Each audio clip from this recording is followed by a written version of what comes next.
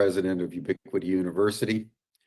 And on behalf of our extraterrestrial studies department, which is being developed with Birdie Jaworski and her organization, TransDimensional Mapping, I want to welcome all of you to this Psionics Summit. And I would like to thank my good friend Sean Esbjörn-Hargens and the California Institute for Human Sciences, which is co-sponsoring with us, and Richard Dolan and his organization, which is live streaming. I just noted that we're well over 1,000 people on this Zoom call. So the other people are watching through the live streaming partners.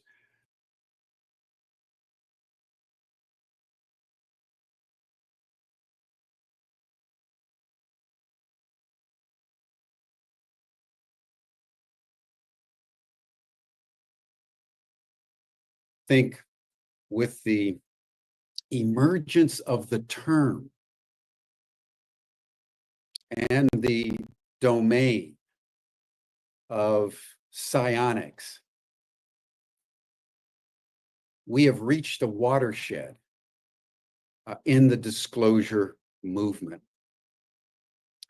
If you think about most of the last 75, 80 years since the end of the Second World War, the overwhelming preoccupation has been on hardware, retrieved craft, retrieved biologics, sightings of UFOs, trying to prove through scientific measurements that they actually exist. And then over the last 4 or 5 years, really since the New York Times article in December of 2017, when for the first time a major world newspaper essentially said that the US government knows what's going on. There's been a rising crescendo of incontrovertible evidence that has led to the conclusion articulated most concisely by Colonel Carl Nell, that there's now zero doubt. The US government is in possession of retrieved craft, retrieved biologics. They've had programs for many, many decades that have been tracking this. And the cover-up is gradually, inexorably falling away. And then within the last few months, starting in November of last year, 2024, the world was visited by literally thousands of what were initially called drones, then orbs, then UAP, and nobody seemed to know what was really going on. And the US government and the FBI and the Pentagon and all the three-letter agencies really couldn't provide an answer for what most people intuited was actually true. And that is that we were bearing witness to a global phenomenon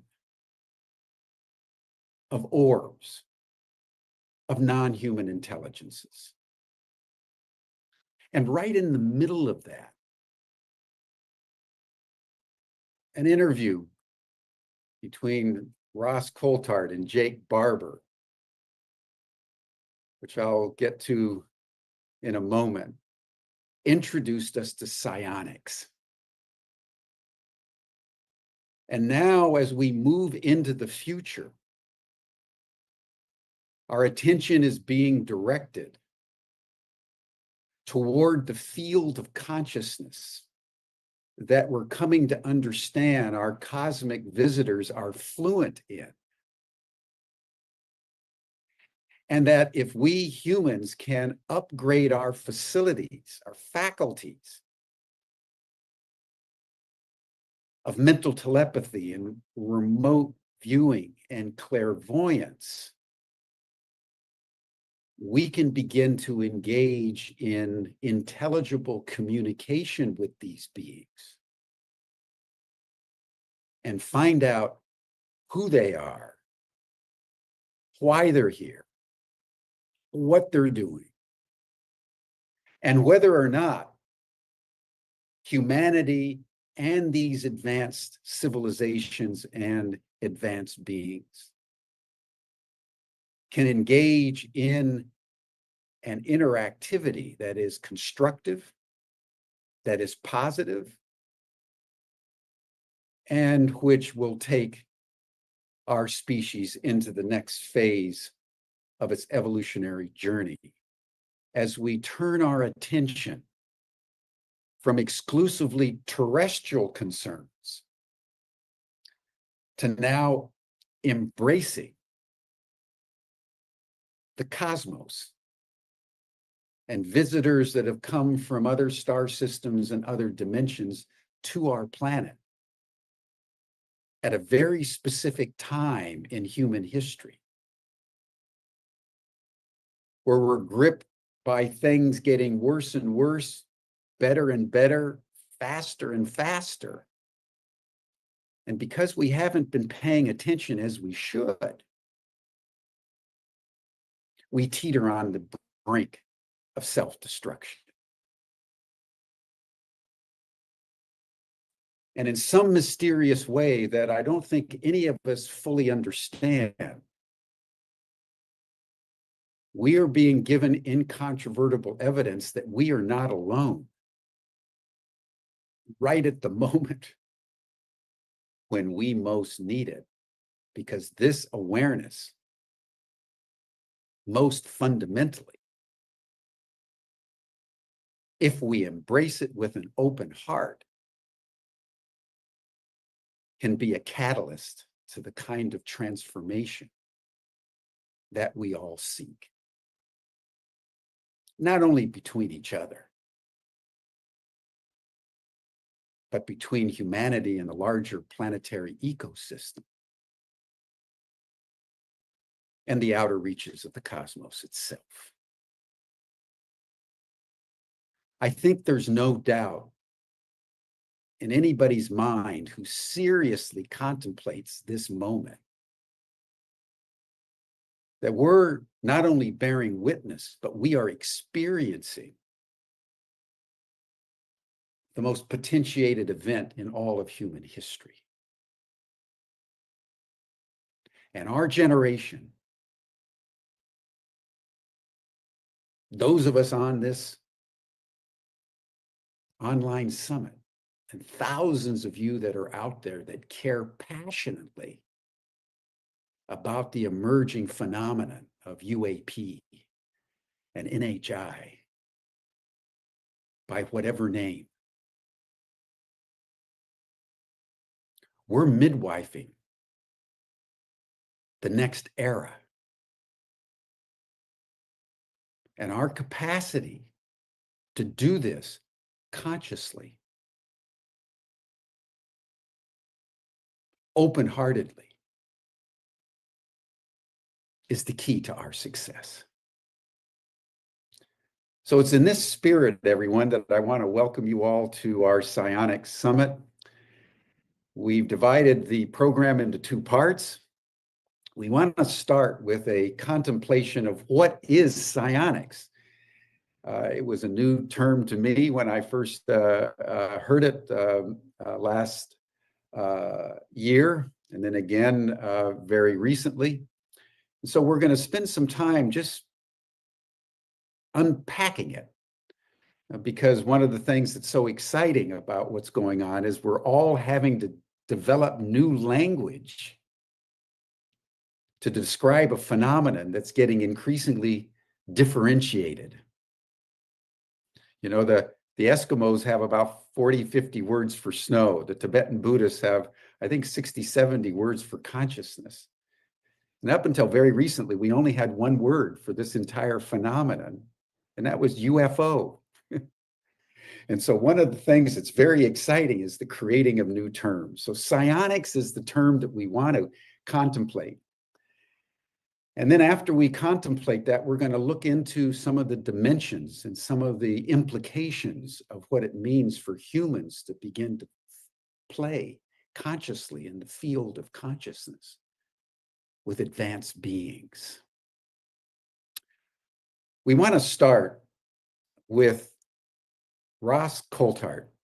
And I want to introduce Ross in the following way. I don't know of any journalist anywhere out there that has done more than Ross to bring to our collective attention the realities of UAP.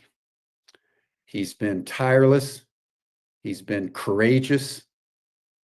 You'll remember his interview with David Grush back in 2023, which basically blew the lid off the entire discussion up to that moment.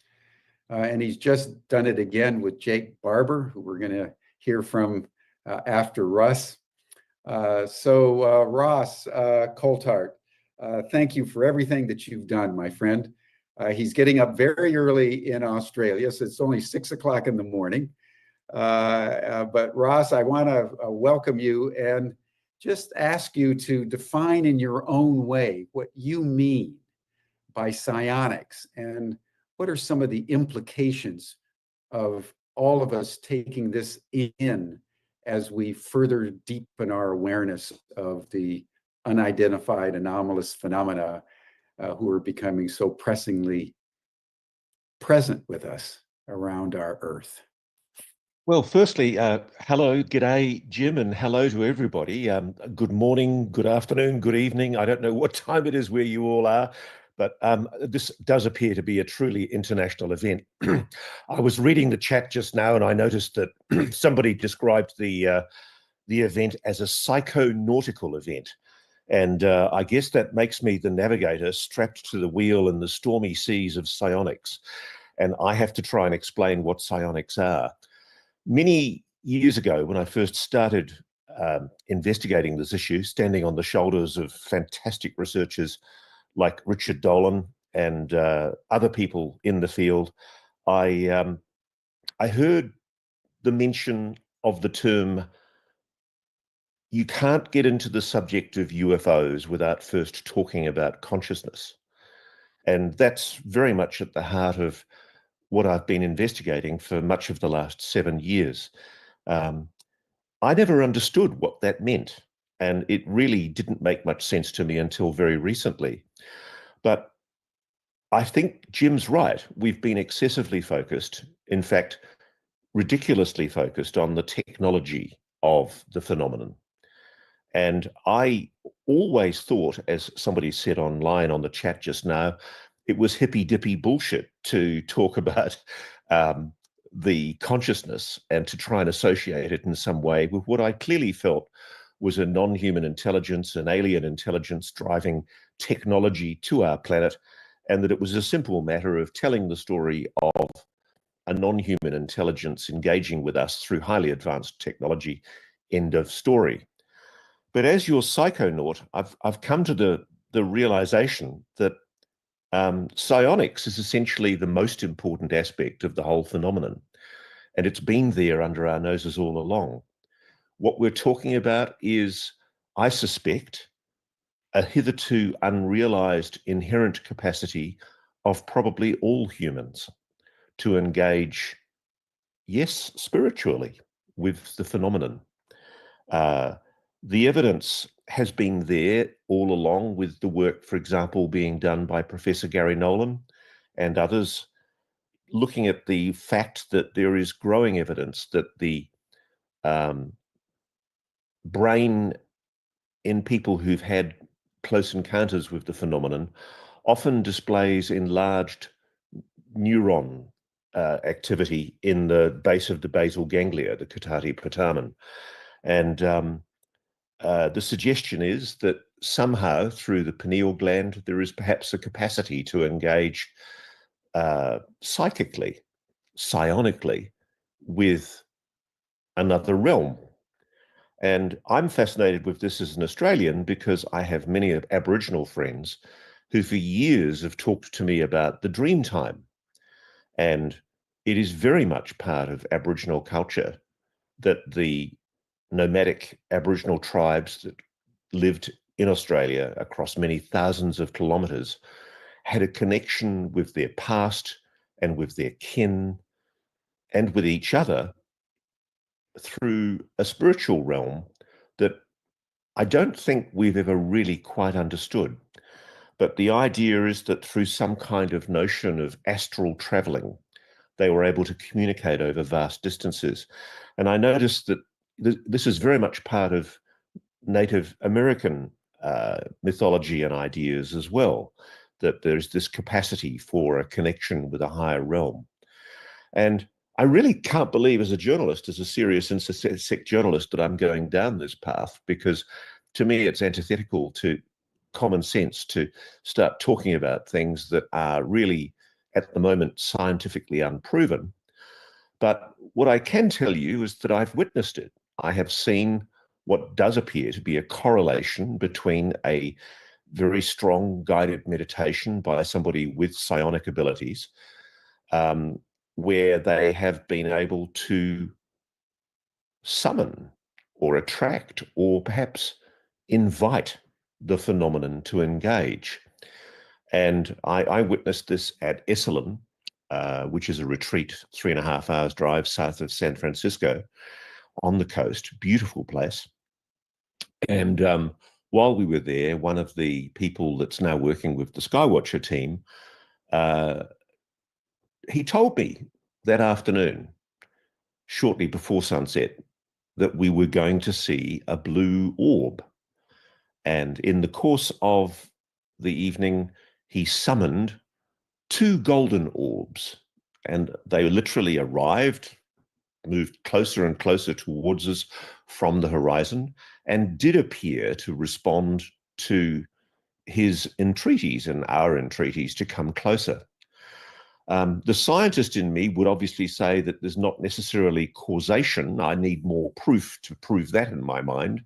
But I would see correlation, that certainly there was something that appeared to manifest itself at the same time as we were doing what seemed to be like a mass meditation, inviting the phenomenon to engage. What's intrinsic to it? Well, delightfully, love. All of us at the event were full of joy, love. There was a sense of happiness that this was happening. There was a sense of beauty and wonderment. And I can tell you that when I first met Jake Barber, that was the sense that it was communicated to me through him and his colleagues, hardened. I mean, all of them are men who've worked in the black world, men who've worked as professional soldiers, intelligence officers, trained to kill, people with the dark side to their character. And all of them had been profoundly affected, deeply, spiritually, in a way that was transformative by this engagement with this experience. And so psionics to me is a broad term to describe a human capacity to engage psychically in some way with the phenomenon. And I'm fascinated, especially by the work of Stu Hameroff, who actually was at Esalen. He's a neuroscientist who's done a lot of really early work into what are called microtubules, which he believes are the scientific reason why this connection is possible. And as is so often the case, I think material science is only now catching up with what I suspect has been known by humanity and lost by our technologically crowded world by much of humanity. But we've known it for thousands of years, this capacity to engage with a phenomenon that is in another realm. And I think we're on the beginning of a, how does one say it, a psychonautical journey.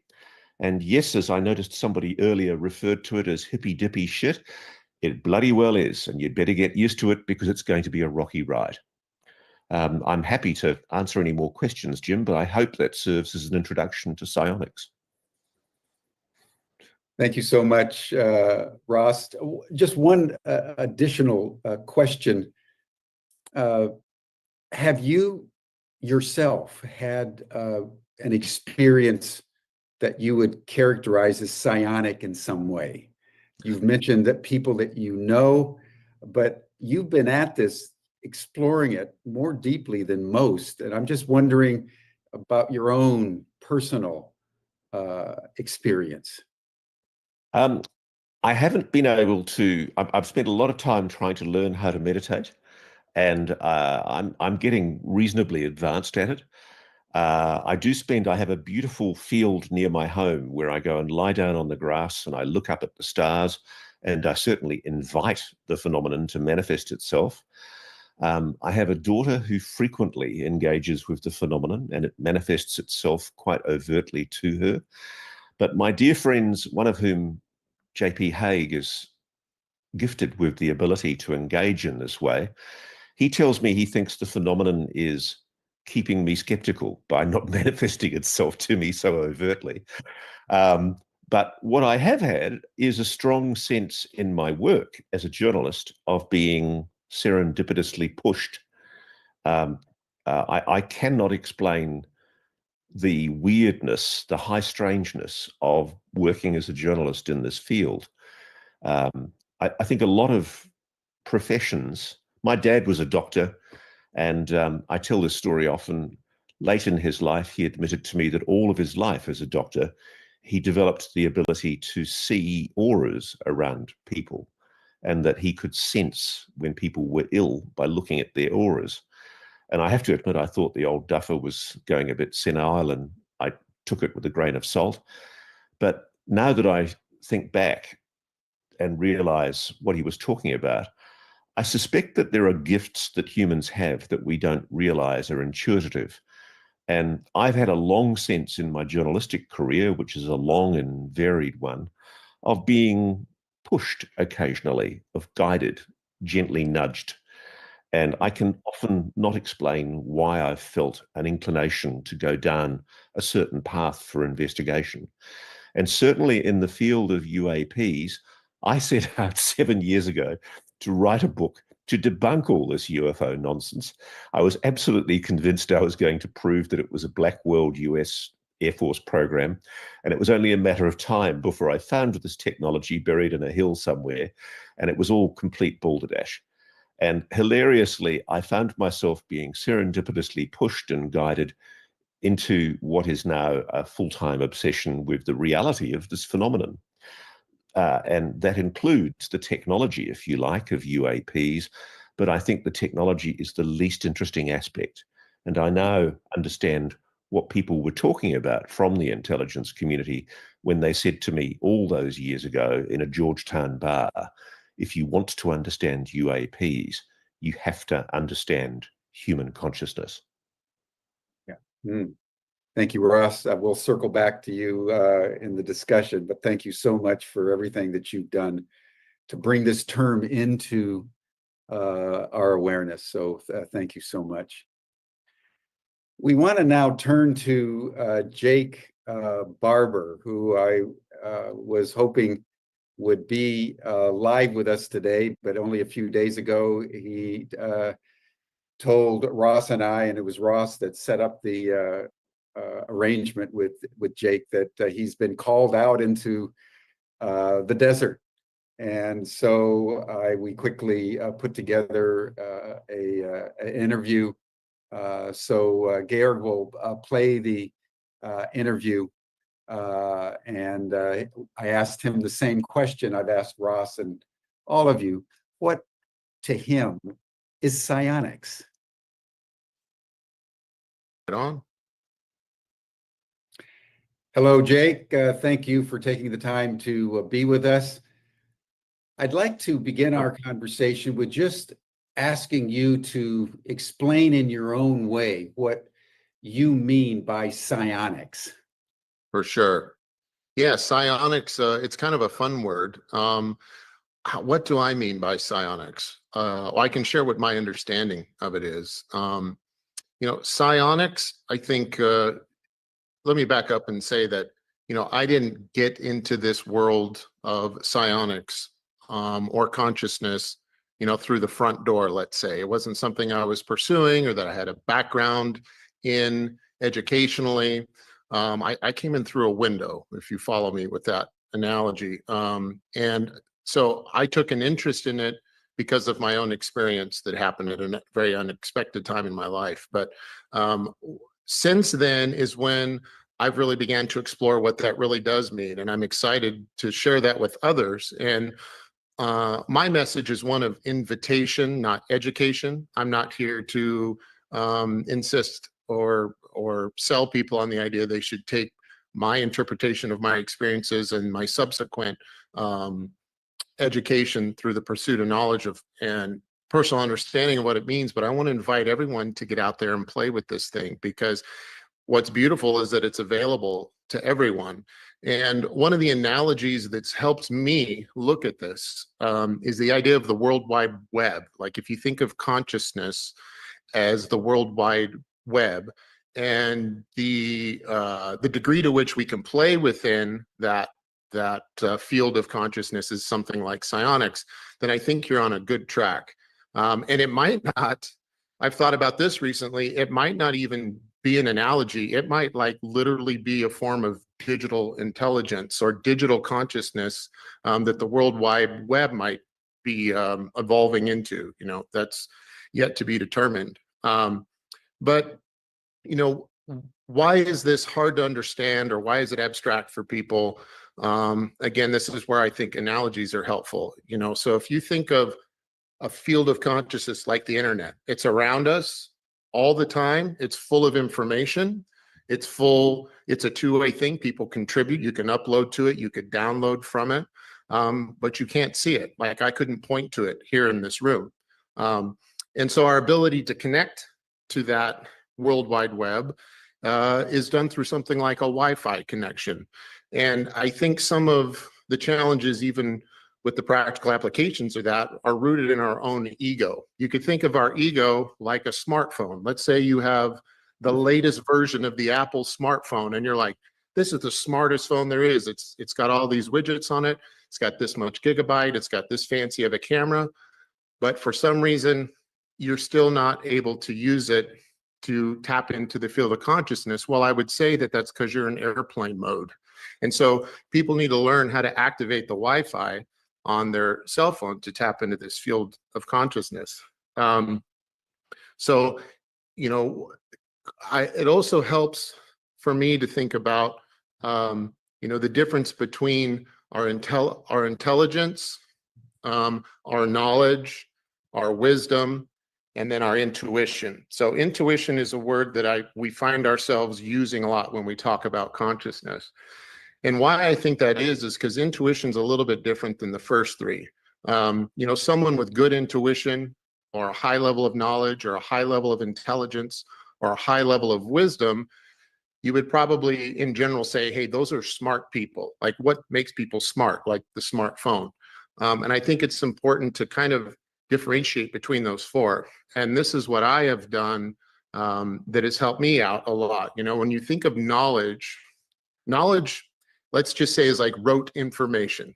You have the ability to retain and share knowledge. Like, you could go on Jeopardy and clear all the categories on Jeopardy. That's rote knowledge. But the practical application of that knowledge is something different. So that moves us more into like, well, you're smart, but you're not very intelligent. Is that possible? Perhaps, because I look at intelligence more as like a set of problem solving skills. You can solve problems. And then the other category over here, wisdom. Well, what is wisdom, and how is that different than knowledge and intelligence? Well, wisdom to me seems to be something like the ability to make good decisions, fruitful decisions. And then lastly, well, intuition. How would you differentiate intuition? And intuition is something like being able to make the right decision at the right time. And it's something like this internal bell. It's how I think of it, that can ring true inside of your being.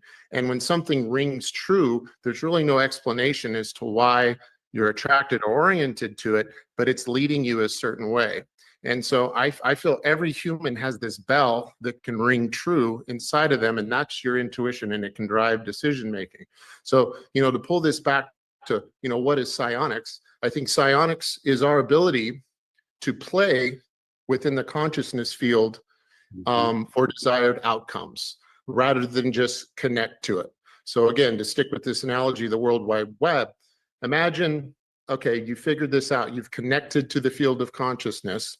And I'll talk about how, crudely, how I understand to do that and what's been successful for me so that other people can try this on their own. But imagine you're connected and you get a Google search bar. You have to put something in that search bar. You're connected, but you have to have some intention. And intention is a really important thing, because without intention, you have no driving force. And if we consider that maybe every living thing in the universe has access to this consciousness field, you need to bring intention in order to find what you're looking for. So you have to populate that search bar with something. And so bringing some good intentions, what you consider good, which at the most fundamental level, without getting, to angels and demons on you, is just to go there with the intent that it's going to be worthwhile and you're going to find something that is worthwhile to you. And I think finding that space is really important if you're going to try and connect to the field of consciousness. There's several ways to do it. I mean, meditation comes up a lot in conversation. You can meditate. And for me, it's like, well, what does meditation look like? How do we find our own consciousness? How do we separate from our observer point of view inside our own head when thoughts are coming in, where they're coming from? Is this my intellect? Is this my knowledge system? Is this my wisdom? Is this something that's inside my head that can be tracked? Or is this something that's coming from an external source? And this is where I find meditation is so valuable, because meditation could be thought of as something like creating a defensible space in your mind that is like blacked out, where you are quieting, or you're at least starting by observing your own thoughts and then trying to source the origin of those thoughts. Because we all have thoughts. Some of the most easy sources to identify are things that are consistent with our instincts. Like, am I thinking about food? Well, I'm hungry. Am I thinking about food? Survival? Am I thinking about procreation? Defending myself? Those are all thoughts that will probably populate our head, from the limbic portion of our brain.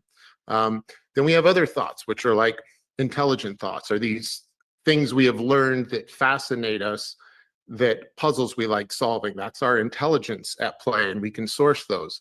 But when you get really good at creating this defensible space and being able to identify thoughts and push away thoughts that you can identify as coming from some internal origin, what gets really interesting is that you'll begin to have thoughts or ideas that you can't source the outcome from. And I believe those are coming from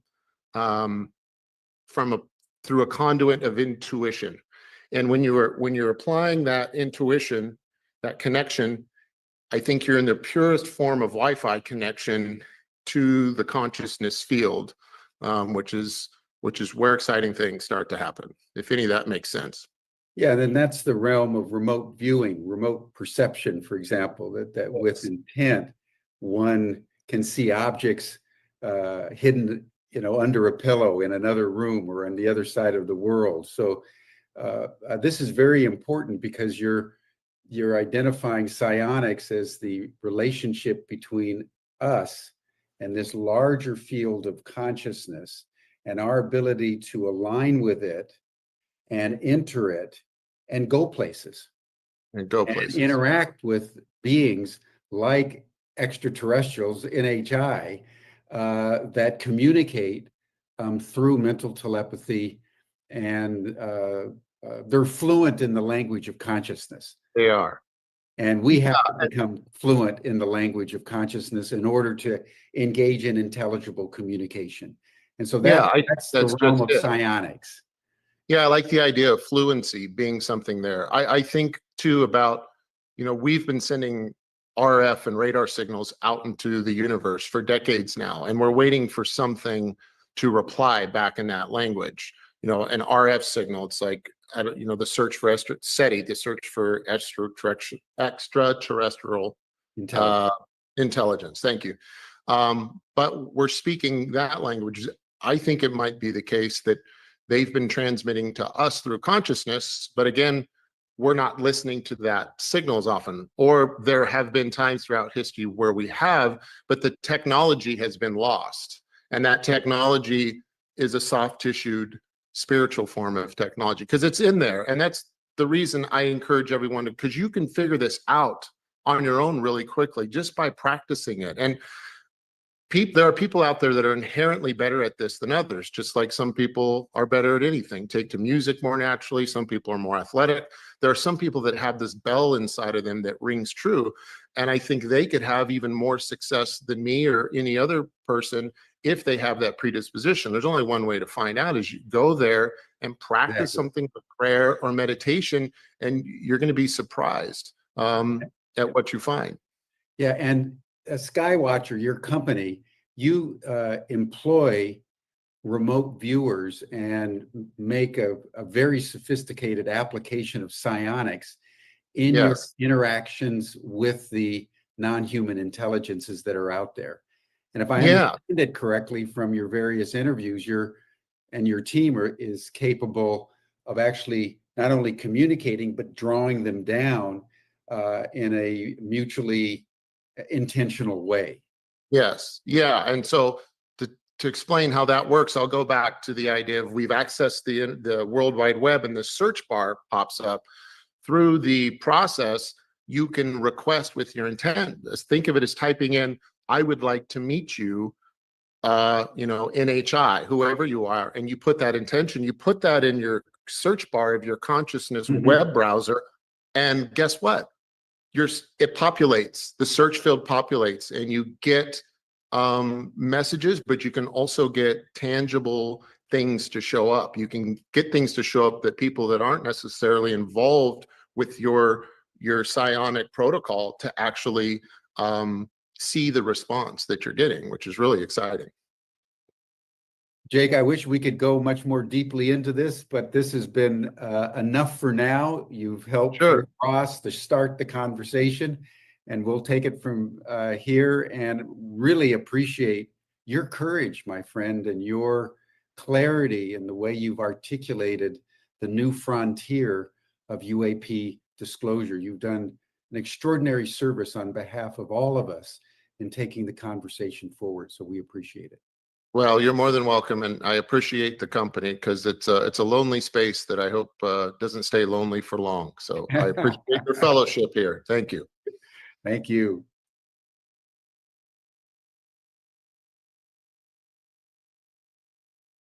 That was Jake Barber, and as Ross said earlier, one of the reasons why there's such confidence that there's zero doubt is because of people like Jake. And those of you who know his history know that he comes out of the U.S. military intelligence, special forces, and yet in the very act of retrieving UAP, he had experiences that changed his life and introduced him to psionics and the field of consciousness in a very, very powerful way. And it's the authenticity of stories like Jake's that I think gives all of us the confidence that the exploration that we're on is an exploration of great value and importance to the human community. We want to now just take a moment with Georg Boch, our technical director, and who's been the facilitator of all of our courses in our extraterrestrial studies program. It was Georg's idea to convene this psionic summit, and he has laid out some slides that he has been pondering as he himself seeks to understand the intricacies of this phenomenon. So Georg, I'm going to turn it over to you, and you share your slides. Thank you, Jim. I'm very honored to be part of this summit here today.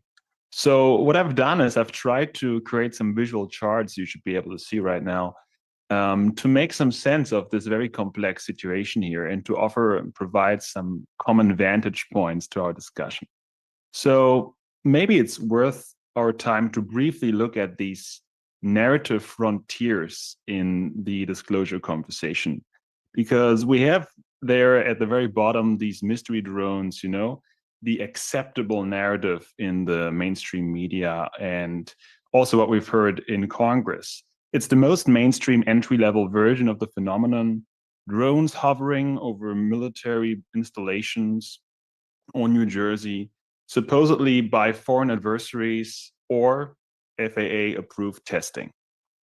But then there is, a second layer to this UAP conversation, as we all know, like stuff that can't easily be brushed off. The Nimitz encounters, countless other sightings of military pilots where we have the 5 observables present, meaning basically that the motion of these crafts is so fast and doesn't adhere to to our current understanding of physics, which means there must be some alternative propulsion present here on this planet.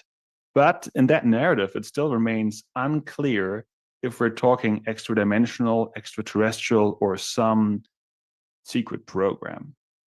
That's where David Grush came in, and he explicitly talked about the recovery of biologics and non-human craft, which was a big deal, I believe. Elizondo, in the last hearing in November, then hinted at the notion that we have alien reproduction vehicles, meaning that we have not only recovered these crafts, but have back-engineered them, flying around with them, as we have heard in rumors and by Greenyer for many, many days, many years before. But even that was too hot for most to handle.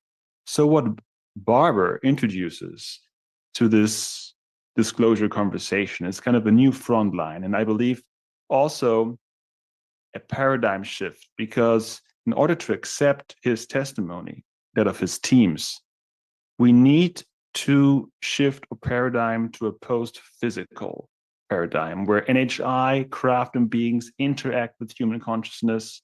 As a military practice, consciousness is used to retrieve UAPs.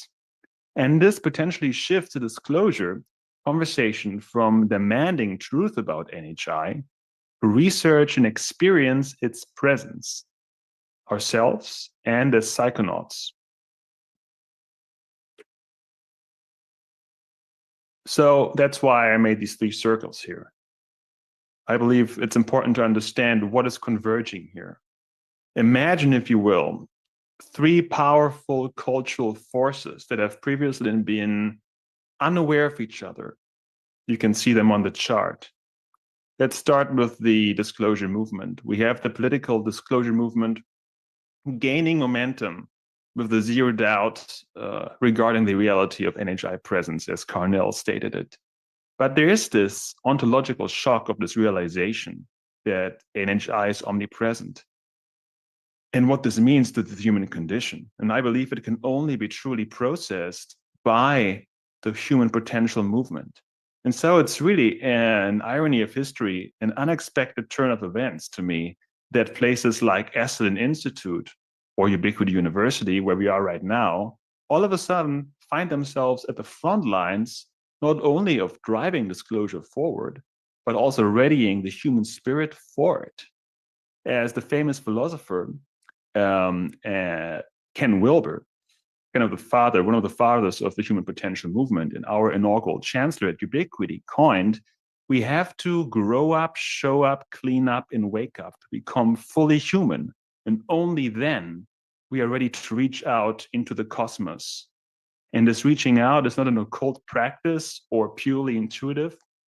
Right now, in this meeting of East, West, and NHI, it's becoming a science backed by decades of classified psi research in neuroscience technology that is now available for consumers or those who are interested for a few $100, like this Muse device. Like devices like this, they can measure your brain waves while you meditate or have a remote viewing session. And there are also other devices that can stimulate your brain waves to help you with remote viewing sessions or psi activity. And Birdie, who we will hear from later, she has a class at Ubiquity actually later next month, where we will look at exactly into that. We will examine how you can chart your brain waves for better remote viewing results. So it's an unprecedented moment where these powerful cultural forces are meeting and synergizing.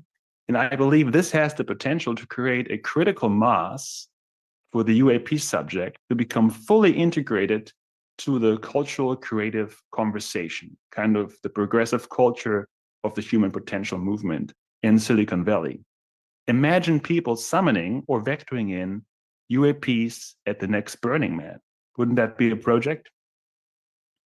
Now, the final slide, I want to just briefly talk about what is it about this universe that makes it possible to communicate with NHI, right? I mean, it's a big question. Is there kind of a medium that we communicate in? Jake mentioned this cosmic internet. But what is it really about? Is it consciousness itself? Is it the Akashic record? You know, the famous, one of the famous founding fathers of quantum physics, Erwin Schrödinger, he stated once that consciousness is a singular, which the plural is unknown of. It may be unknown, but it's certainly undeniable. And this idea that we as human beings are these isolated point of view machines divorced from a living universe, it's really a pretty recent idea and rather anomalous Western concept. And the more science we do, the more obvious it becomes that modernity is actually a limited hangout. But in the past, these visionary abilities were often reserved for an elite, you know, of medicine men, seers, or monks. But this new epoch promises to democratize the further reaches of human development and cosmic awareness through psionics. It's an elitism that everybody is invited to. You may not become a psionic virtuoso, but if you do the training, you will gain what I would call psi literacy, and eventually not only be able to read the notes, but to start hearing the music. If you get my Oppenheimer quote. It's a movie quote from the movie Oppenheimer. And that kind of helps us to segue to the topic of physics, like the upper thing there, extended physics. Big deal. We will later discuss today how fringe, or should we rather say classified physics, is deeply involved and aware of the psi phenomenon.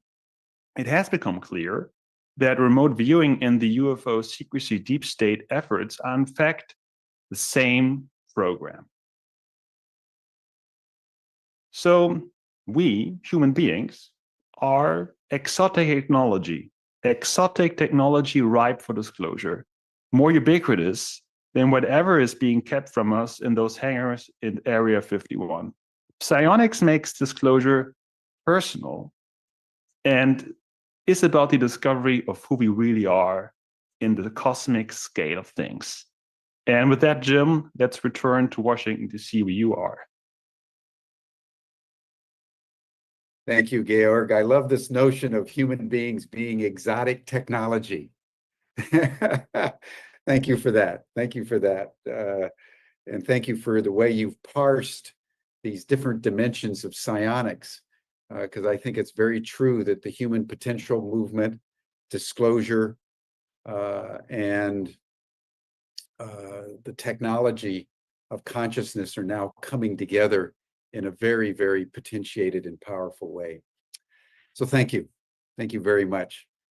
Georg will circle back later to dialogue with a couple of our physicists.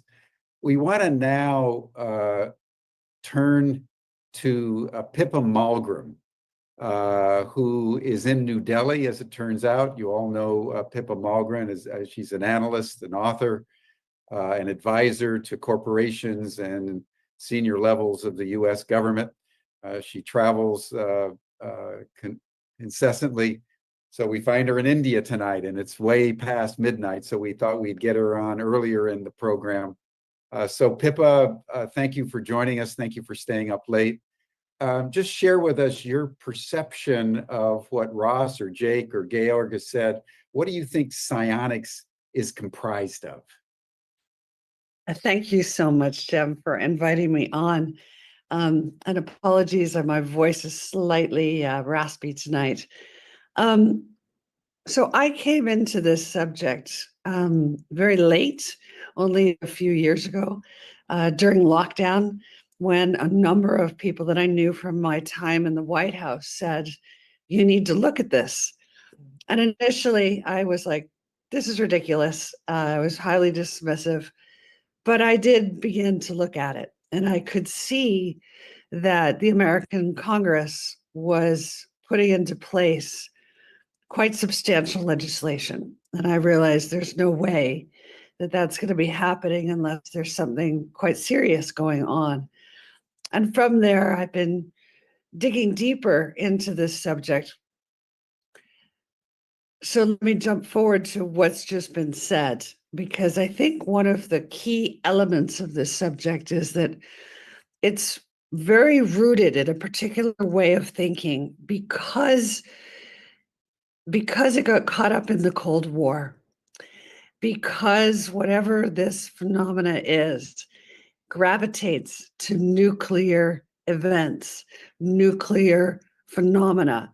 So during the Cold War, obviously the most secret, highly classified subject matter had to do with atomic energy. And the fact that the phenomena seems to gravitate to it, quite literally, physically, it shows up overhead. You mentioned the drones, for example, that we've been experiencing in recent months. And there's been a big effort to say it's only in New Jersey. It's a very specific localized phenomena, but in fact, it's not. It's occurring all over the United States, but all over the world. And interestingly, whatever it is showing up over nuclear facilities. But of course, you don't want to be advertising that this is the case, because it's terrifying to the defense establishment that the location of nuclear material should be revealed. And so there's been a huge effort over many decades to sideline and suppress the subject because of national security reasons. But fast forward to today, I think what Jake has said is so critical. So let me point out a deep irony. I think that when you create a highly lethal force of highly patriotic people, we call them special ops, people who work in the special ops field, and you ask them to interface with whatever this phenomena is, what no one imagined or expected is that that group of people who have quite literally had their hearts hardened, because like Olympic snipers, you literally have to stop your heart from beating to be able to shoot the target that you're aiming at. So emotionally turned off that no one expected this is the group of people that would have their hearts touched most profoundly by their contact with the phenomena. But that seems to be what is happening. And it makes sense as well, because in the comments that have just been made, there's a kind of a hint that this has to do with sensory perception. Of course, special ops guys, they can hear a twig snap from like a mile away. They are highly sensitive to their environment. Their sensory perception is extremely elevated. So it makes sense that they have the capacity to perceive. They are being put into direct contact with the phenomena. Of course, usually not being told that this is the case. And now enough of them are interconnecting and speaking to each other and coming forward with a view that actually this Cold War approach of pretend it's not there, deny that it's there, is no longer serving. And so they're coming forward to talk about it as materially important. And I think it's connected to a larger phenomena, which is, I think we have to remember that in the West, meaning in the United States and Western Europe, we had a Cartesian revolution. That means when René Descartes came along in the 17th century, he said, let's split apart the scientific from the mysterious. the things we can quantify and test from the things that are just feelings, that are just beliefs. We leave science to the realm of scientific discovery, and we leave beliefs and feelings to the realm of religion. And because we made this split, it became necessary to verify all phenomena through scientific testing. But it does seem that this phenomena we're discussing is so sophisticated, and I'm struck by Yuval Harari's reference to it, where he says artificial intelligence is an alien, that we are building and devising systems that are behaving in ways that are quite alien to humans. And so, and Georg, you made a reference to AI in your talk. I think that this is where things are happening, in the sense that there's a beginning to be a recognition that actually this Cartesian split may no longer be serving us very well. And so what we have now is scientism, which is anybody who says this is ridiculous and refuses to bring our best science to the subject, versus science, which says we now have extraordinary scientific discovery capabilities. We have extraordinary telescopes, we have extraordinary microscopes. Our capacity to comprehend what's happening in reality has been so substantially advanced that we're beginning to think holistically again, instead of separating apart the mystical from the scientific. And I would point out that Russia and China never separated these things. This is a particularly Western phenomenon. Demand that science answers the question. The rest of the world doesn't have.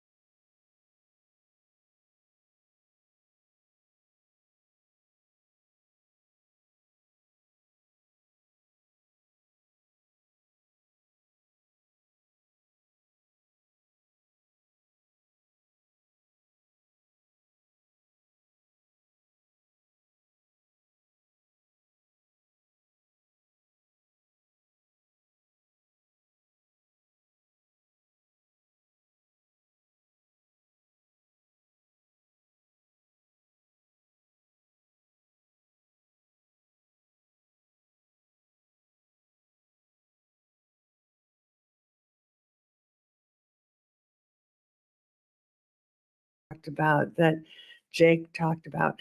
So I'll finish by saying, I think I love this quote from William Butler Yeats, where he says, "The world is full of magic things or magical things waiting for our senses to grow stronger to perceive them."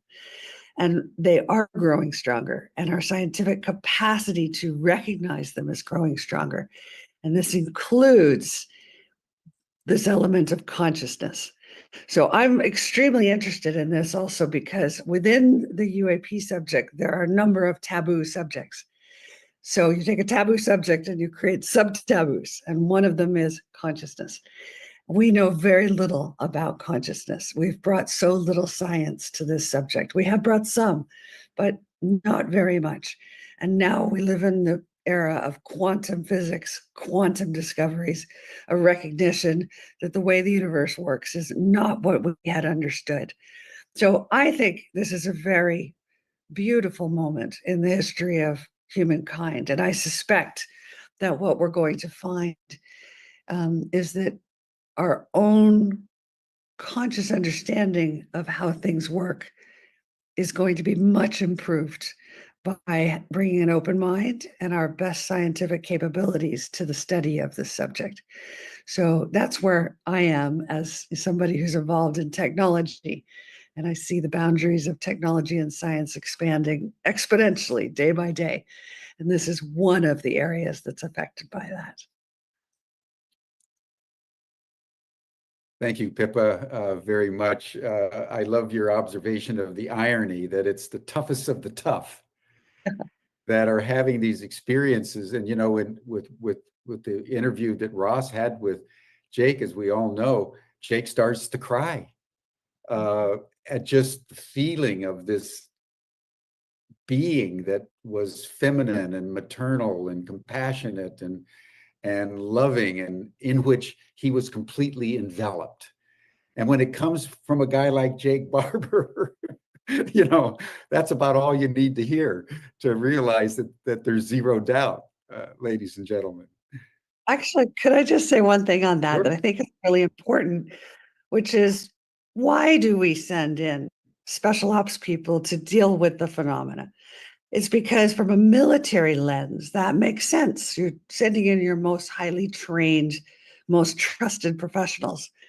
But I think that there may be something to the idea that Friedrich Nietzsche put forward, which is that you stare into the abyss and the abyss stares back at you.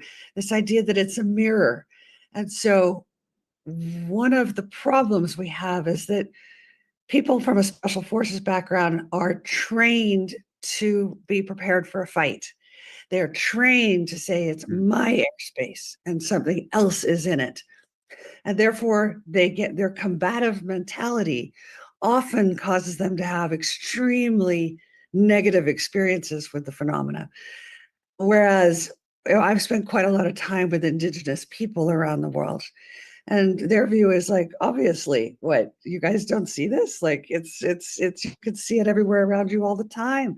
But because they don't bring a combative mentality, they're not territorial, they are not treating it as a dangerous thing that must be controlled and contained, they have very beautiful experiences with the phenomena. And so I think for me, when I've met the special forces experts on this, and I've asked them, since you saw that UAP in the sky, have you had any weird, mystical, interesting experiences happen to you? And they always say the same thing. No one ever asked me this, but yes, lots of, basically my heart has been touched by the phenomenon. And so I think we need to explore more deeply what is the attitude that we bring to our study of it, our contact, whatever that is with it, and who is having that contact, and how have they been conditioned to view it as either a hostile thing or something which is part of nature. These are very different ways of understanding the phenomena. Thank you, Pippa. That point is going to be a major issue that we're going to discuss later on in the program. You know, how does humanity now interpret this phenomenon? And do we treat it as a national security issue or as a matter of open-heartedness and collegiality? So thank you so much. And before we move on, I just want to acknowledge the passing of your father. Thank you. Everyone so loved and respected him, and I just wanted to acknowledge that, because it was the passing of a great man, and you now have to carry the torch forward. So thank you. So kind of you. It's like what Ross said. It's just once you get involved in the subject, it's amazing how it's like a lasso that pulls you to places you didn't expect. And when I told my father that I was beginning to really study this subject, it never occurred to me that it would turn out that he'd been involved in it from his early days as an advisor to John F. Kennedy, Absolutely. working on the Cuban Missile Crisis. So it's extraordinary what you find when you start exploring this subject. Thank you, Pippa. Thank you so much. We want to now turn to Richard Dolan. And it's always good as we approach something that we think is completely new to remind ourselves that it has a history and that it has a tradition. And no one understands the history of UFOs, UAP more deeply than Richard Dolan. So I want to thank you, Richard, for everything you've done on behalf of all of us to just chronicle this odyssey of humanity since the dawn of the atomic age. And I know you've got a whole new trilogy coming out on unidentified submerged objects, but for this program, just share with us, as you would like, the history of psionics. Yeah, hi, Jim, and greetings to everyone. I just want to give a quick little shout out to Dr. Pippa Malmgren. I had no idea she was going to quote two of my favorite dead Europeans, Nietzsche and Yeats. It was nice to hear. I also enjoyed Georg's graphics and his presentation as well. It's very interesting. And it was great to hear Jake Barber talk. I'm no expert in psionics. There's no way I would pretend that I have deep knowledge about this. I like to say, and it's true, that I'm married to a really good remote viewer, Tracy. And I'm lucky that I'm friends with Hal Puthoff and Russell Targ, two of the people who created the remote viewing program at SRI. And I've met a lot of remote viewers in my career and in my life. So I have I don't have any obstacles in terms of believing that what these people do is real. That is the ability to perceive things in ways that we would ordinarily consider non-conventional, right? Beyond our standard five senses, that there is something there. And it's also, I would suggest it's probably evident that we don't yet have a proper scientific understanding of how that works. So it's important that we continue to explore the different modalities and methods by which we can do these perceptions and to test them to the best of our ability. And also, I would just say, this is maybe an acknowledgement of a skeptical point of view, that we should not be surprised when skeptics still want better evidence or even something like proof to demonstrate that these capabilities are real. I personally think that there is very strong evidence to that, but it's incumbent upon those of us who are interested in this to do the very best we can to provide that, because otherwise, it's one thing to experience something yourself, but if someone out there has not experienced it, and if they don't have the psychic gift that Jake Barber was talking about, which is totally possible, right? We don't all have the same level. We should always do the very best that we can to try to understand this scientifically and to conduct reasonable, good experiments to that effect. And having said all of that, I think it's great to dive into this fascinating topic of alleged, or let us say, possible ET communication and human telepathic abilities, because that's, if we're really going to talk about the history of psionics, I think that's really what we're getting into. The history of our alleged and maybe possible and maybe real communications from other beings. I don't think it's as far-fetched as some skeptics would like to think at first glance. I mean, if you consider that an advanced civilization would have technological capabilities beyond our own, that alone would be enough perhaps to explain how they might be able to have a kind of brain-to-brain communication. There's technology that would exist. We know United States military for years, decades, has worked on all types of psychological weaponry that would affect people's emotional capabilities, cognitive capabilities, and so forth. Is it really that difficult to think? I mean, my God, there were experiments back in the 1950s and 60s about thinking of people like Jose Delgado of Yale University and others who had these attempts to kind of mind control over the brain. So this goes back a long way. It's not really that much of a reach to think that we could have this type of communication. And in fact, researchers in the UFO field have been suggesting this for decades. Even back in the 60s and 70s, you had people pointing out that the UFO phenomenon seemed to go beyond our conventional understanding of science. We hear phrases like high strangeness coming in. You fast forward to today, where you have concepts in physics like quantum entanglement and non-locality. And we heard Ross earlier today talking about the microtubules. All of these, I think, are very interesting, and they very likely can align with some of these ideas about telepathic communication. Now, in the history of ufology, or our interaction with these other intelligences, there are a number of cases, some of them very well known and not really discussed enough, that actually suggest this. And I could go back to the very early Betty and Barney Hill case of 1961. We may have forgotten, but in that incident, this is way back there, over 60 years, Barney Hill reported, he said, "The eyes are talking to me." Very much suggesting, I've always thought, a telepathic communication with the aliens. What he said was the beings communicated with him through their eyes, telling him, "Don't be afraid." And it's one of the earliest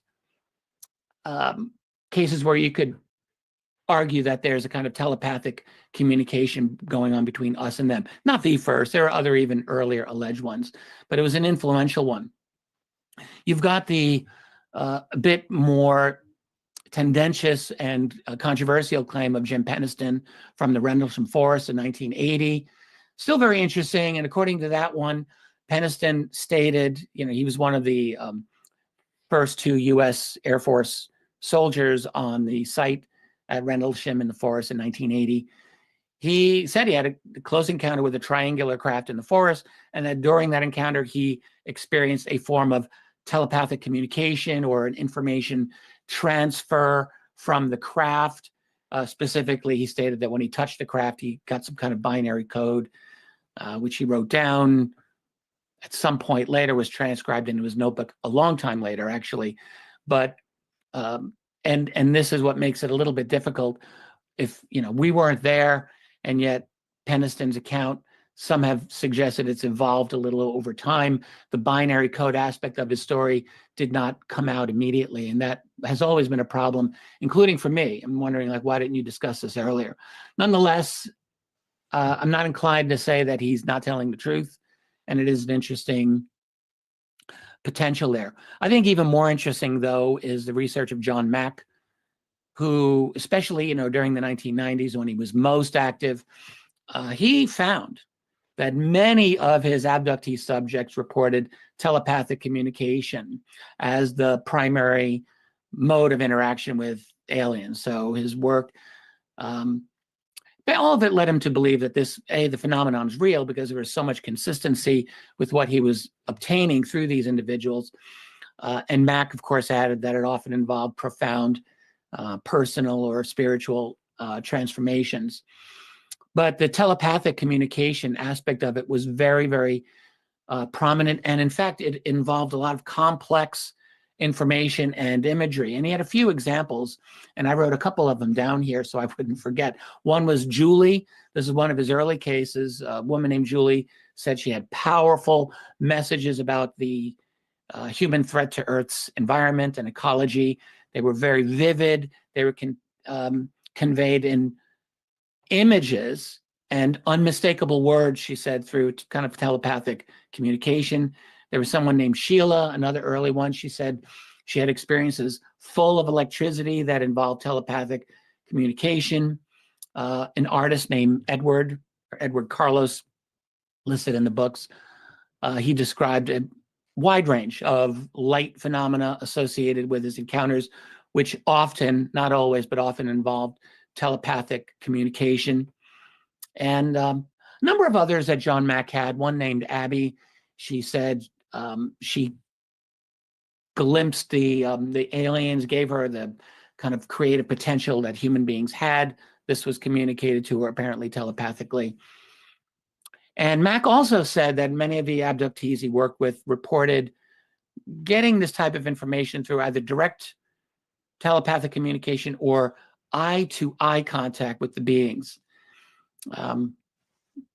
So I thought, that's kind of interesting. There's a lot of information transfer that he discussed in many of these. In fact, one of them, I can't remember the name of this one, but described receiving information stored in these strange spheres or balls of light, like orbs, which were communicated to that person telepathically. So there's a lot going on in Mack's research, which I personally have always found very interesting, and I would just say persuasive. I would go that far, I think. It's not the same as saying this is absolute scientific proof that we've got this is real. But I do think a reasonable mind would want to take this seriously and look at it and not just dismiss it. Then you have, the pretty well-known, very well-known aerial school incident in Zimbabwe from 1994. And here you have a number of school children. They're all adults now. They've all grown up. And they still maintain this, by the way, but they reported receiving telepathic messages, also focusing on environmental concerns from the ETs or aliens, let's just say, that they encountered. Tracy and I were very good friends with one of these individuals who recently sadly passed away, Emily Trim, who was one of these kids, and for the rest of her life continued to discuss this. But this idea about environmental messages is a very consistent one that people have claimed to have gotten. And these kids at the aerial school did explicitly state they got it through kind of telepathic means. And then there's a few others that are maybe less well known, but I really think are worth potentially at least, following up on. One is Dan Sherman. Dan Sherman wrote a book called Above Black. I've always been fascinated by this man, and I've read his book several times. I just think he is another one that you really want to take seriously. So Sherman claimed he was trained by the U.S. military to engage in very strict telepathic communications with very strict protocols with non-human intelligences. So there's that. I mean, you have the problem with a lot of this. At least my own problem, if I could say that, is that there are many, many ongoing contactee claims about this type of communication, ongoing telepathic communications with ETs.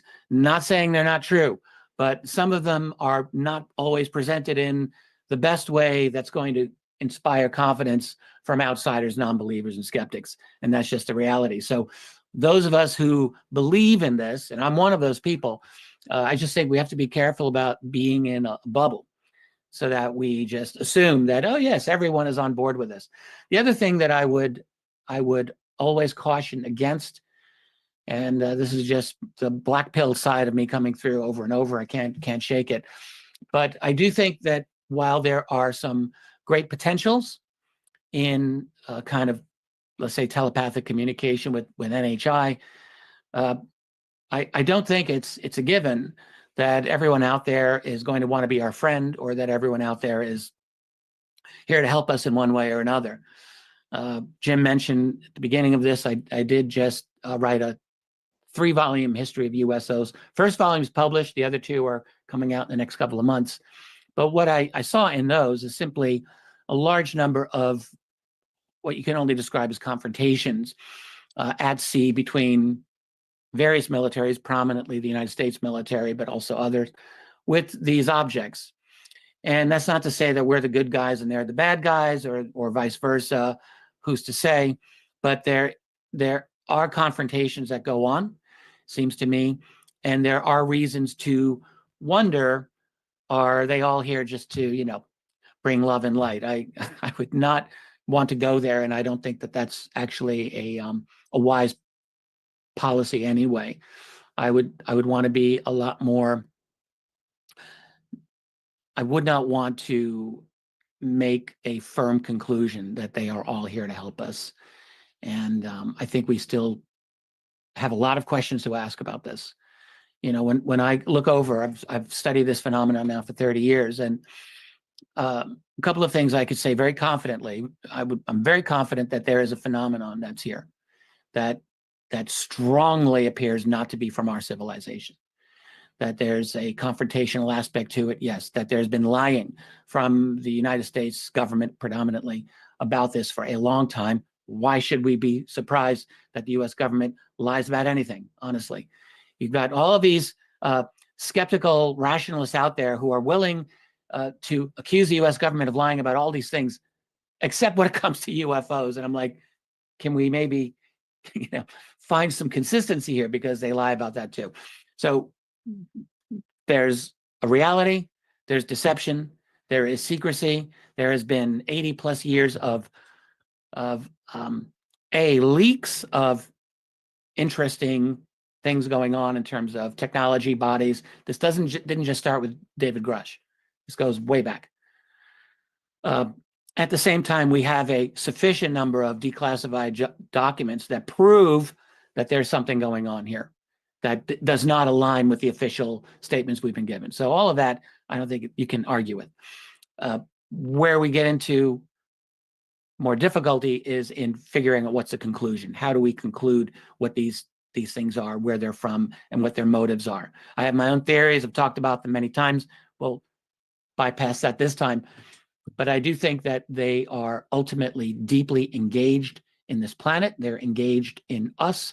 They know that we've gone through a rapid transformation technologically over the last couple of centuries, which is not a long period of time in the long scheme of things. So they're watching us. And now we're watching them at the same time. So there's a little dance going on here. And to me, that's the most fascinating aspect of this. It's the us and them part of it, the back and forth that I think, when you study the history of their interaction with us, you can see adaptations happening. You can see things are changing, and it's not a static situation. So, but back to the thing, I'm just going to wrap this up here, back to psionics and the history of that. I don't think there's any question that what we talk about as consciousness is a critically important part of this. I started out years ago not quite dismissive of it, but certainly not focusing on it at all. I was totally nuts and bolts, wanted to get the facts, wanted to look at all of that. But there is this very subjective and deeply personal aspect of our encounters with these beings, craft, that is very important. And we would be foolish to ignore it, because it's, I think, Ross was saying earlier that to him, it's the most central part of this phenomenon. Quite possibly, yes. But we still really want to do our very best we need to document this as well as we can. We need to present the data in as scientifically responsible way as we can. Otherwise, we're not doing anyone else any favors either. So it's important to continue pursuing this and to be as careful and critical as we can. So I guess I'll just leave it there. Thanks for giving me this time. It's been a pleasure to be part of this very excellent panel. Thank you, Richard, and your admonitions are very well taken. This is a very complex phenomenon, this process of disclosure. And psionics is emerging, but it's linked inseparably with all the other aspects. And you're so right, there are forces that are resisting. There are people who are highly skeptical. So we need to proceed with boldness, but with both feet very solidly on the ground. So thank you for that. Thank you very much. Pleasure. We want to turn now, everyone, to 4 people who have had very deep experiences with these beings, because that is a very important dimension of psionics. It's not just simply technology and special op soldiers going through a certain discipline in a rigorously militarized and technologized way. But there have been thousands of human beings around the world over the last 80 years that we know of, and obviously much before that, and among peoples like the indigenous peoples who've been doing it for some time. But for we Westerners, it's a relatively new phenomenon. So we want to hear now from several people who've actually been doing this in a very deep, and I would say consciously intimate way with these beings. So I want to invite first Birdie Jaworski, who I mentioned before. She's been doing remote viewing for over 30 years. She has developed a highly innovative, world-class technique for remote viewing called transdimensional mapping. I mentioned at the beginning, she is our principal partner in our extraterrestrial studies program. She's delivered a number of courses, both in remote viewing and in other dimensions of psionics. She has a number of courses coming up that you can access on our website at ubiquityuniversity.org or transdimensionalmapping.com. Birdie, give us your take from a personal point of view, an experiential point of view of what is psionics and who are these beings that you're encountering? Thanks, Jim. I'm so glad to be here today. We are all psionics assets. Every single person who is listening and watching this program, and every single person on this entire planet is a psionics asset. Psionics is not just for special forces or special operations. Psionics is not for people with special equipment, even people with special training, though that may help. Psionics is simply this natural ability that every single human being holds within themselves. If you just think about it, we all have those moments in our daily life where we just know something. You just have a feeling that there's something wrong. And then you find out that a friend of yours had something terrible happen, or you think about your grandmother and then you find out that she's just passed away, or you feel someone is watching you as you're walking down the street and you turn around and sure enough, someone is staring at you. We all have these moments. We are all psionics, every single one of us. And we can develop this ability. We can work on it and strengthen it. Psionics is just kind of another word for this whole field of consciousness that we all exist within.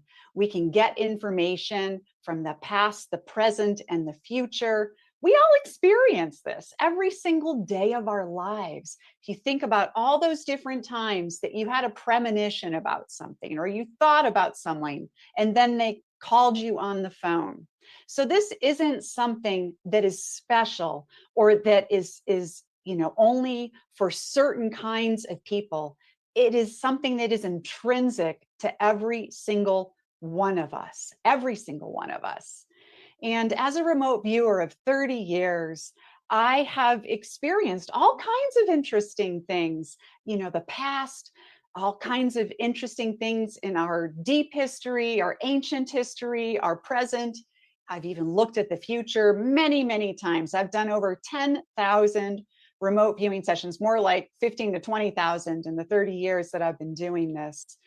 And I have come to this deep understanding that every single one of us has this ability and is able to transcend time and space and to have this consciousness interaction with each other, with the world around us, and with our universe, which is absolutely teeming with life.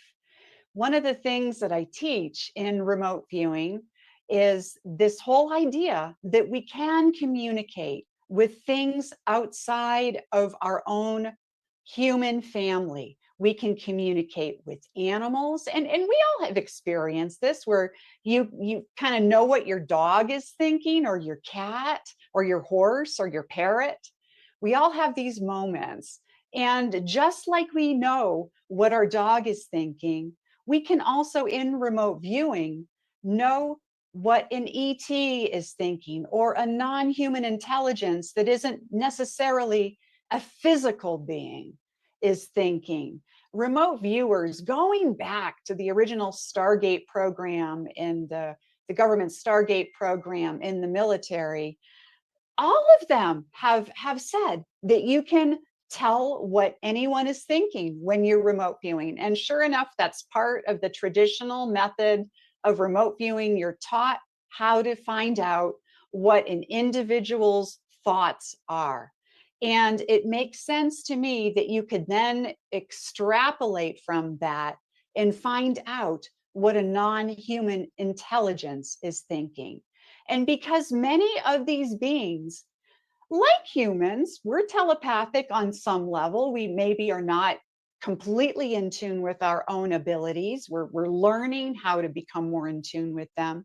But if you consider beings that may be way more advanced, maybe millions of years more advanced than us, or maybe they are beings that are pure consciousness in some way, these beings may be telepathic or able to communicate. And many remote viewers going back over 30 years into the Stargate program have reported getting messages from extraterrestrials, from non-human intelligence. And if you get a message, you can send a message. We have that ability too. And so that's one of the things that I do teach in my classes is how to have a constructive conversation. Now, it's important to think about this whole phenomenon in a really unique way. We tend to anthropomorphize everything. We tend to put a human face on everything. We tend to classify even the encounters that people have reported over all of these years, going way back through human history. We tend to categorize them as good or bad. It's a good non-human intelligence. This is a bad non-human intelligence. But I'd like to invite everyone to think about this a little bit differently. Many of these non-human intelligences have their own ideas about the world around them, about their own universe and about us. And maybe the way that they interact with us, their ideas about us may be negative, or they may look at us as being a fractured species. We have many wars going along. We are resource hoarding all the time. We are constantly at odds with each other. And so we kind of have to flip it on its head and not necessarily think about things in a very anthropomorphic way. And I've looked at, this is one thing I've extensively done, especially over the past 8 years, is look at non-human intelligence from their perspective. And it is completely eye-opening to realize that they don't see us the way that we see ourselves. They see us as a part of this planet, or some of them do at least, as a part of this planet, just as a tree or a rock is a part of this planet, just as a horse or a dog is a part of this planet. They see us connected to this sphere at this time, but they also see us as potentially being individuals or a society that is about to embark in new directions, whether it's through artificial intelligence, whether it's through spacefaring. They're looking at us being at this crossroads right now, and they're reaching out. I think that the drones are a part of what's happening. They're reaching out to us, trying to get us to notice them. I think that many people who are doing things like going out into the wilderness and doing meditations to call in the orbs or the ships or what have you, just like what Ross was describing at Esalen, where they were able to vector in some kind of a craft.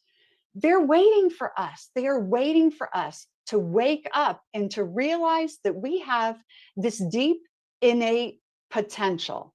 We are able to reach out just as they are reaching out to us.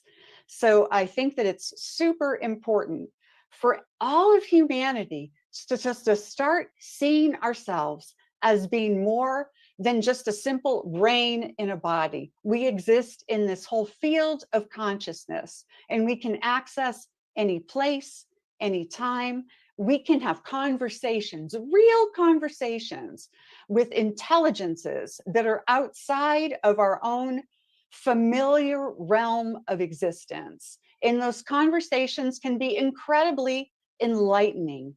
Oftentimes, if you do have a communication with a non-human intelligence, they'll kind of dumb it down for you, because we're not at that point where we understand everything that they understand. You know, they may be way far advanced on a physical or mental or even spiritual level compared to us. So they may tell things to you in a very simplistic way, but the more that you interact with non-human intelligence, the more your mind opens and you're able to understand even more complex things than you were before. So it's an absolutely incredible journey.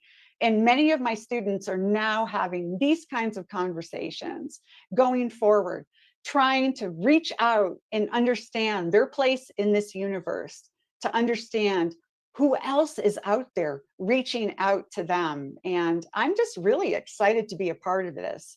And I'm very honored, you know, to be a part of this discussion today, and excited that Jake Barber has started talking about this, and it's opening this up into the world at large so that we can have this conversation and understand that we can absolutely use our being. And I hate to use even the word our mind, because, you know, that's a word that, what does that even mean? I don't believe that what we're doing is necessarily stuck, you know, inside of our skull. I think that our awareness is expansive, and we're able to just completely fly free and to understand so much more about the world around us. So thank you.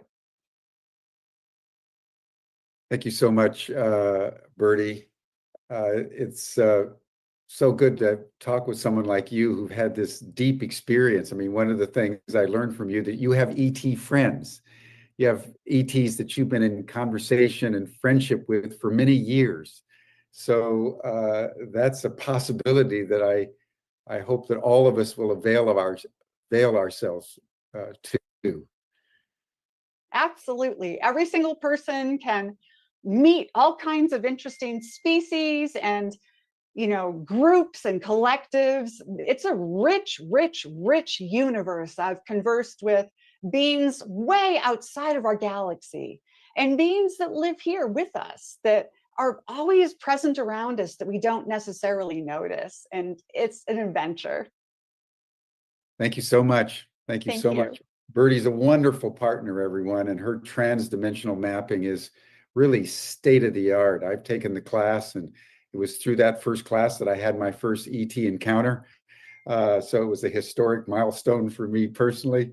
And so I really want to acknowledge you, Birdie, and thank you for all that you've done. Thank you, Jim.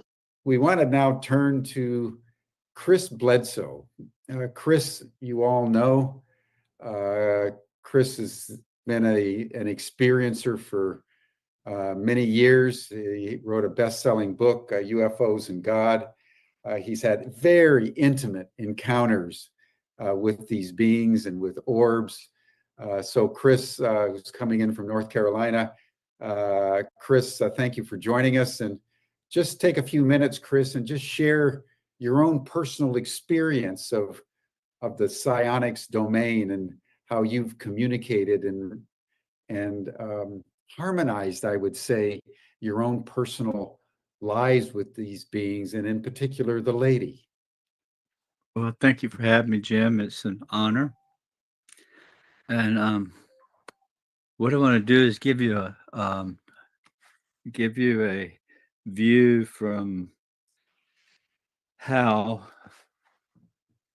I got here. It's 18 years ago. This past January is when I found out that this thing was very much spiritual. And I went about telling that. I reported it, and I got laughed out of Basically the UFO world, they thought it was just too much for them. But I've been a proponent for 18 years, and I'm going to say why. And all these little things I'm going to say is important for you to understand the nature of this thing and how I react with it or interact with it. And it gets past this point of seeking. Once you make the connection, it's always there. And one thing I'll add, a friend of mine, reminded me to talk and start sharing about what we did on the History Channel in 2023 when they aired Beyond Skinwalker. And this is coming from people within the government. We actually on camera with scientists on site and 15 other witnesses with a brain scan on my head was able to film that telepathic or that emotional interaction live on TV, well, in front of everybody with the scientific equipment.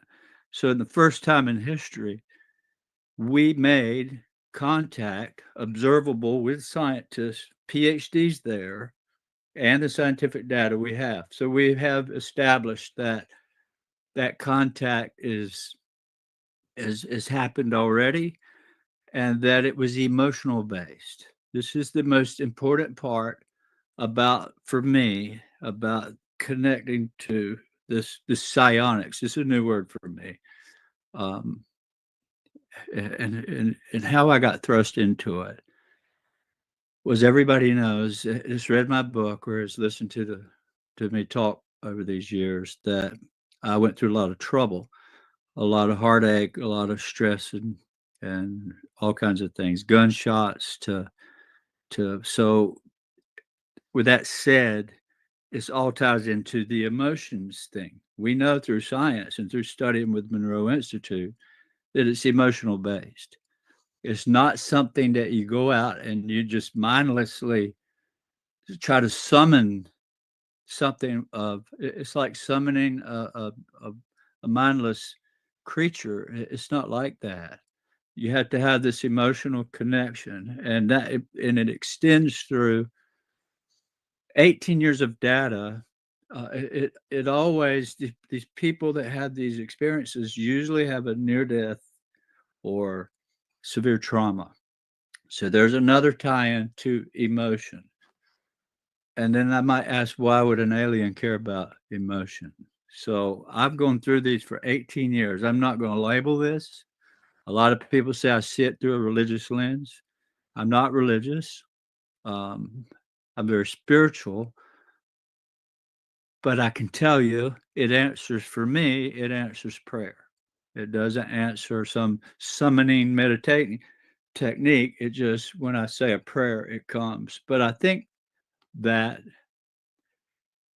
is probably a little bit easier for me in a way, because one thing I'll say about this case is I was taken in broad daylight. It wasn't through meditation or regression or a dream that all this happened to me.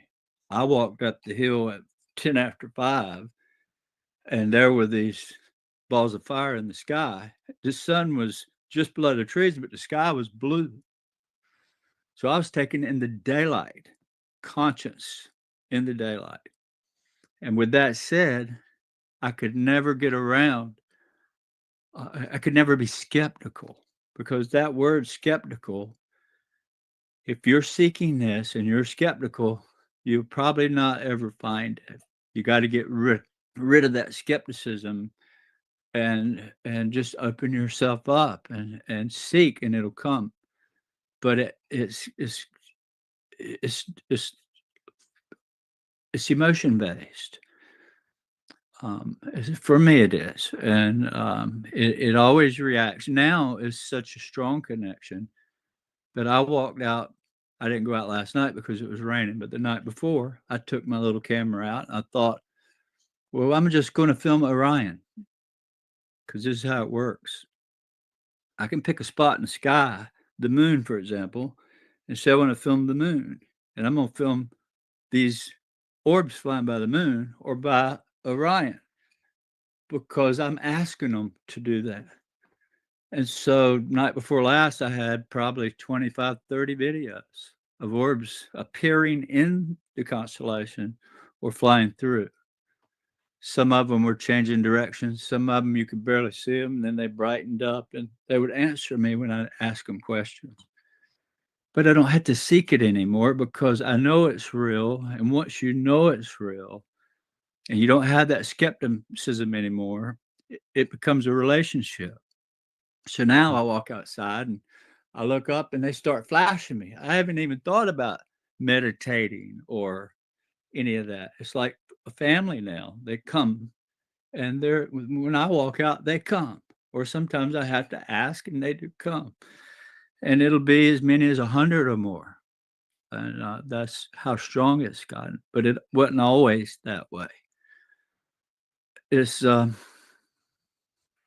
I'm a lot like Jake in that above us is an information field where everything that's ever been said, ever been done is still there.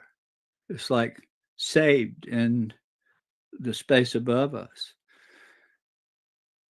And if you're paying attention, like Birdie said, you can start seeing this psychic information. It starts coming like your wife calling, and you know it before she calls. Well, it gets a whole lot more deeper than that. And that you can start purposely looking for that information, which is remote viewing. And I've been doing that a long time. It's not my favorite thing to do, but we can all do it. But without tying this thing up a whole lot more, I've kind of give you an idea of how it works for me. I don't want to say it's good, it's bad, it's alien, or it's angel. I would tell you in my thoughts, it's the latter. It's in the angelic world because it cares about us. And there may be lots of stuff out there, but my swim lane is balls of light, orbs. And the Bible is full of those. All you have to do is look. So we're just rediscovering what our friends 2,000 years ago were writing about. We kind of pushed it out, but it's back in our face and it knows your thoughts. It knows what you're thinking. It knows if you're afraid. If you're afraid and you want to see it, it won't come because it don't want to harm your free will. That's my experience. I can teach anybody to do this once I show it to you. Once you see it, then it becomes this truth switch. It's what somebody at NASA explained to me. Why people that get around me, it follows them home. And the reason for that is if somebody comes to my house and they see this with me, they're like, oh my God, it's real. Well, then when they go home, it's already met them. So if you go out and you look, it's going to come. And that is the best way I can describe this word they like to say, hitchhiker. It's just being awakened. And if you're skeptical, you're only harming yourself. It's good to be skeptical, right? But if you let that dominate your thought process, especially if you come to my house and you want to see this, if you had that mentality, good luck. It's really based between you and the phenomenon. It's not about the world. It's an individual awakening, one person at the time. And this is simply can get that by going out and looking. Get rid of the skepticism, turn it to an emotion thing where you care for your friends and your family, your pets. You have a love for them. You don't want to hurt anything. I didn't used to be that way. But after having this experience, it's my whole life now. I just don't want to harm anything. So it's a change. And everybody I've ever heard that has these experiences, there's a few that have scary ones, but the rule of thumb is they always come back and say, well, it didn't eat me, and it really made me for the better. So there's not a lot of negative stuff out there. It's more a positive thing, a life-changing thing. And I hope this year I can share it with at least 5,000 people personally. That's what my plans are, because we're going to have a few events and do some work and be out in the desert some this year. But thank you for having me. And it's my pleasure. I'm honored to be a part. And if there's any way I can do any more, I'm always here. So, but thank you, Jim. Thank you, Chris. Thank you very, very much. The depth of your experience, I think, speaks for itself. And I know we're pushing the time limit. Everyone will probably go beyond the 2 hours because we have several other presenters and we want a discussion. But Chris, I don't want to leave your presence without touching on the feminine aspects of your experience and your experience with who you call Our Lady. Yeah. To just take a minute or two just to describe that, because I think it's important for people to take in everyone, like with Birdie and like with Chris, the ones who've had the deep experiences, like Jake Barber, Right. are having these overwhelming experiences of compassion and a feminine presence. Right. It's interesting. So tell us a little bit about that. What's really interesting, Jim, is I'm not Catholic, right? I was born and raised a Baptist, and so in the Protestant world, there's the lady is not prominent, right? It's not part of what I was taught all my life. So I guess I have to say I could be a good Catholic now based on having this experience. But was she the Virgin Mary? I don't know. I don't know. But I can tell you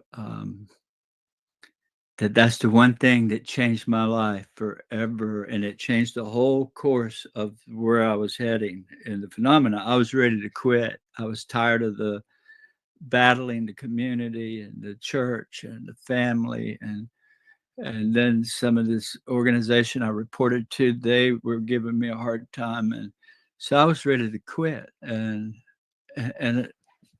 when I was first taken 5 years before, I was like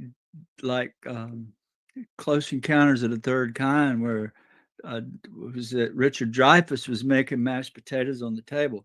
My obsession was I got to tell the world. Well, the more I told it, the worse it got on me, until I just said, why? And then one night, this very strong wind came, blew me over physically. And it's all in the book, but from that wind came the spirit. And believe it or not, the definition of spirit is the wind. And the definition of the Holy Spirit is the breath of God. So all this type of experience being taken when I was at the bottom of my life in 2007, then I'm ready to quit after they made me want to tell the world. Then I felt beaten down again. And then the lady comes and she says, no, this is your burden you must bear. You got to tell what you know. And if you do, I will let you film us. I'll let you share our presence with others. And when the time's right, in the future, we're going to reveal our presence to the world in a bigger way. And that's exactly what's happening now. But this beautiful lady is, let's just say this, Jake is a friend of mine. He's a good guy. His children are beautiful. They're experiencing these orbs. He and I feel a lot the same about this thing. Without talking for him, he felt that presence too. I saw it. I didn't just feel it. I saw it. And it's still, I feel it. You know, when you have her in your life, she's always there. That's that emotion thing that I was talking about and Jake taps into. You let that emotion come in until it just makes you want to weep. And then these lights, these orbs, my hair's standing up right now. Here they come. I would bet they're over my house right now based on what I'm feeling. But it's emotion's key. That's one of the keys. If we want to teach anybody how to connect, you got to, you can't do it summoning. I don't like that word because it makes the phenomenon sound like some mindless creature or thing that you can control. Well, it's not like that. These things know your thoughts. You can't fool them. You can't say something, but in your mind mean something else. That won't work because they know your thoughts. And but by opening your heart up and having that empathy for, I can see a child like this week. This child, his mom writes me, he's 10 years old. He's dying from myocarditis. And when I see that, it overwhelms me. And I take that outside and I might hold this picture up of this child. And then the heavens tend to start coming alive. And it's responding to this emotion. Amazing. This is one real key to it. Without labeling it, I can really tell you the patterns and how it works and show you. But everybody's got to figure it out on their own, what you're dealing with. It's just a beautiful thing to me. Thank you so much, Chris. Just want to acknowledge everything you've been through. Yeah, appreciate and everything that you've carried, brother. And you're keeping on under the protection of Our Lady. So that's a beautiful, beautiful thing. So thank you.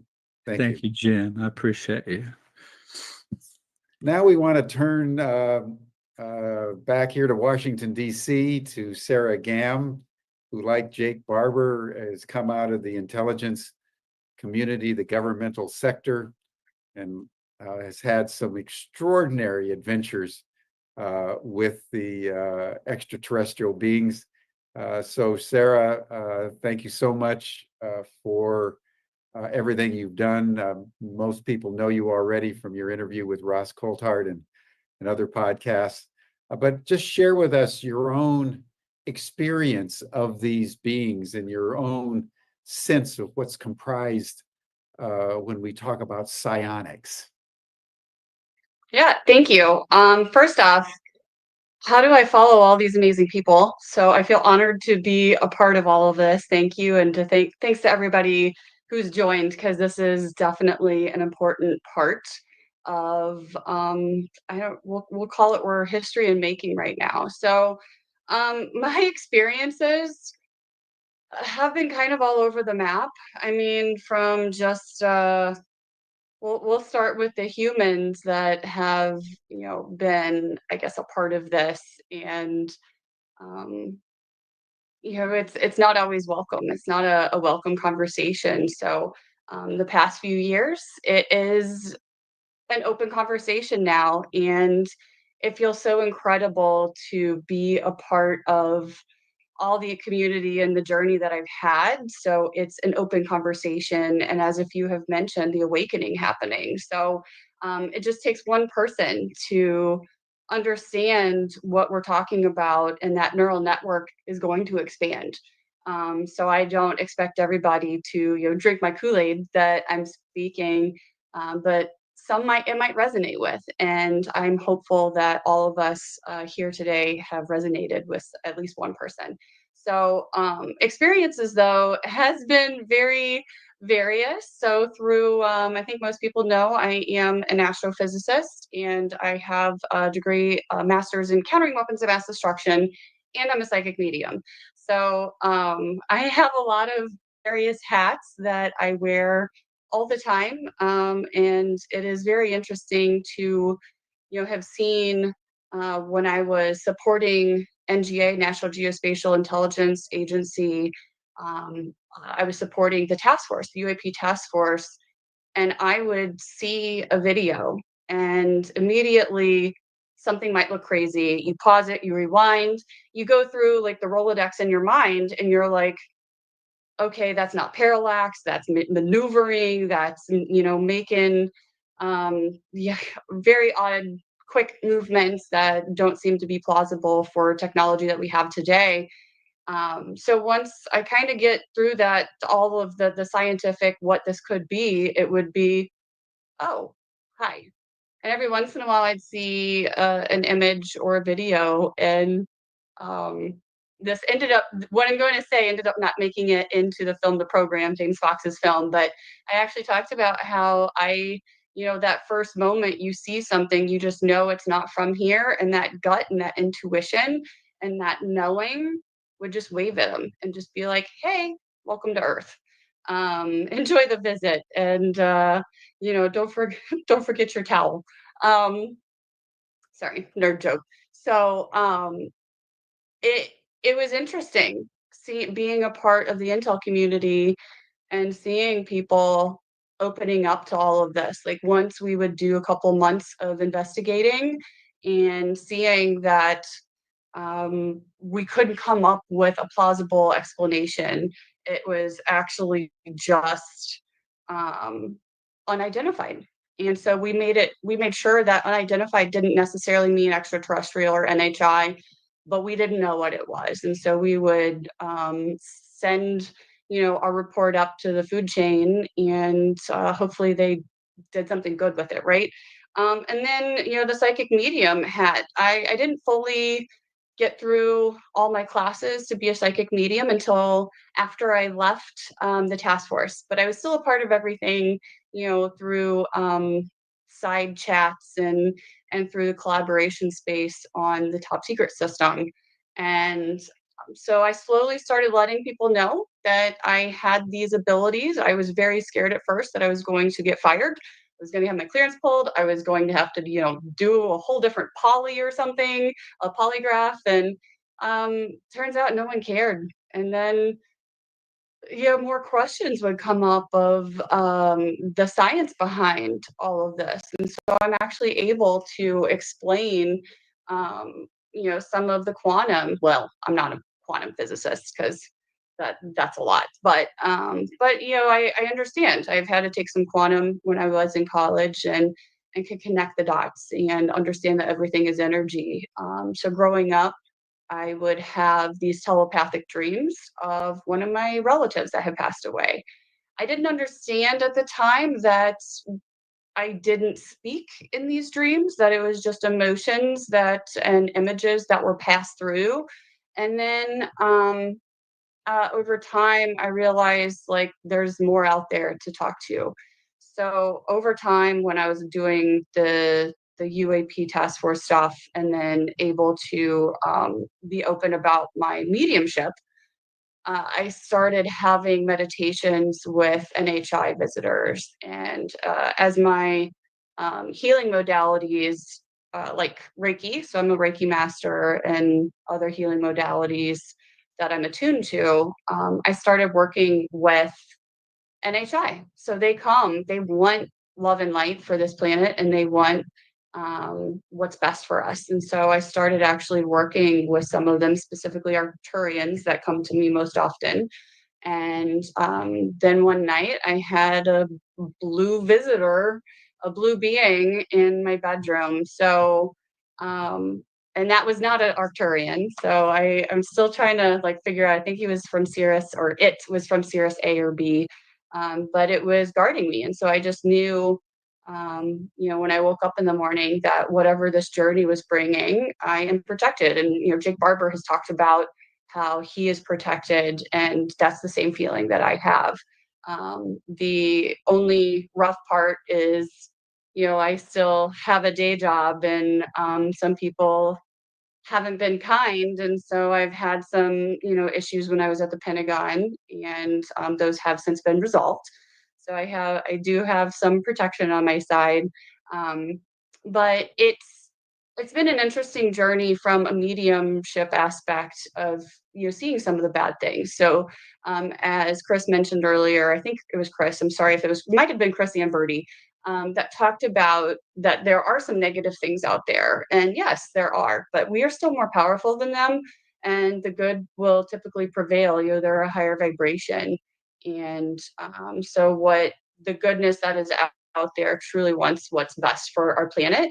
And I totally get that they, some of the negative aspects, like, you know, people that have been abducted, it is terrifying. And I get that. But I would say for the most part, like what Chris was talking about, it is about love, and it's that simple. So the more that people wake up, the more that, you know, the planet will get back to a place that we started out a long, long time ago, many thousands years ago. I think that might be it.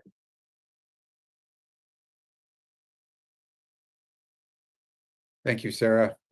Thank you so much. I just want to acknowledge the double dimension of your experience and mind between an astrophysicist and weapons of mass destruction and all of that on the one side, and mediumship and communing with NHI on the other side.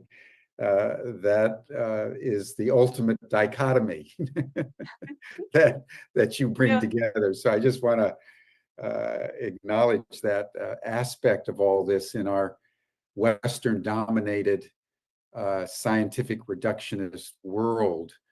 We're holding deep contradictions. I think this is part of what Richard Dolan was saying earlier, that it's not a simple way forward. It's a very complex, highly complicated reality that we need to navigate through.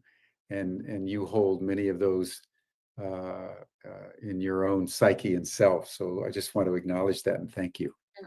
Thank you. Yeah, it makes some days very interesting. When I was working at ODNI at National Counterproliferation and Biosecurity Center, and I would be taking congressional taskers or having to brief Senate, and you're briefing on heavy topics that are really serious, and what you say will, you know, matter to our country and to our allies. And then to go home and provide a mediumship reading to a loved one and connect for them, it feels neat to be in my seat and have these worlds combined, and, you know, to know like we're truly not alone ever, and, you know, angels and our loved ones are always around us. And I saw a comment earlier asking if loved ones are here, and yes, you think about them and they're with you. The love magnifies on the other side, including for pets. And so I had a pet pass away a few months ago, and he has been very present lately. And I don't know if I'm quite ready for that because I'm still grieving, but like he still wants to be around and probably pester the one Krypton that's still with us. So thank you. I appreciate acknowledging it, because some days it's definitely not easy to be working with, you know, fighting terrorism on a daily basis at work and not understanding like why we even have war, because I have this broader perspective of why we're here. Exactly. So thank you. Thank you. Thank you. Thank you. All strength to you in your journey. Now, my friends, we want to turn to Sean Esbjörn-Hargens, who is there at the Center for Human Sciences, and probably has the most sophisticated taxonomy of this whole phenomenon, of at least anyone I know about. That's one reason why I wanted to save him till nearly the end, because Sean, you've heard this whole discussion. What would you now add or modify or underscore about your understanding of psionics and what's really up for humanity as we enter into the field of consciousness? No, great. Awesome. Thanks, Jim. And welcome to everyone able to join us today.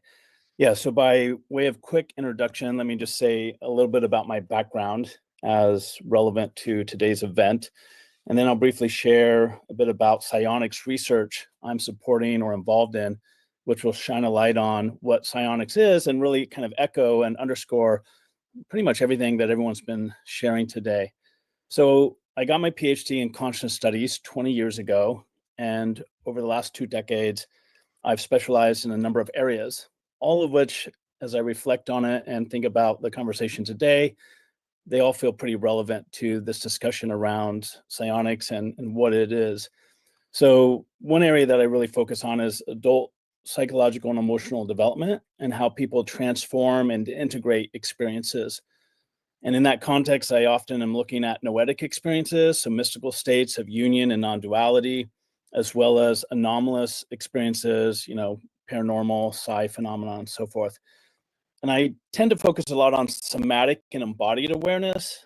And in that context, I'm really fascinated with our multiple subtle bodies and our inner senses and kind of the esoteric anatomy that really seems to be a big part of psionics and the link between consciousness and the phenomenon.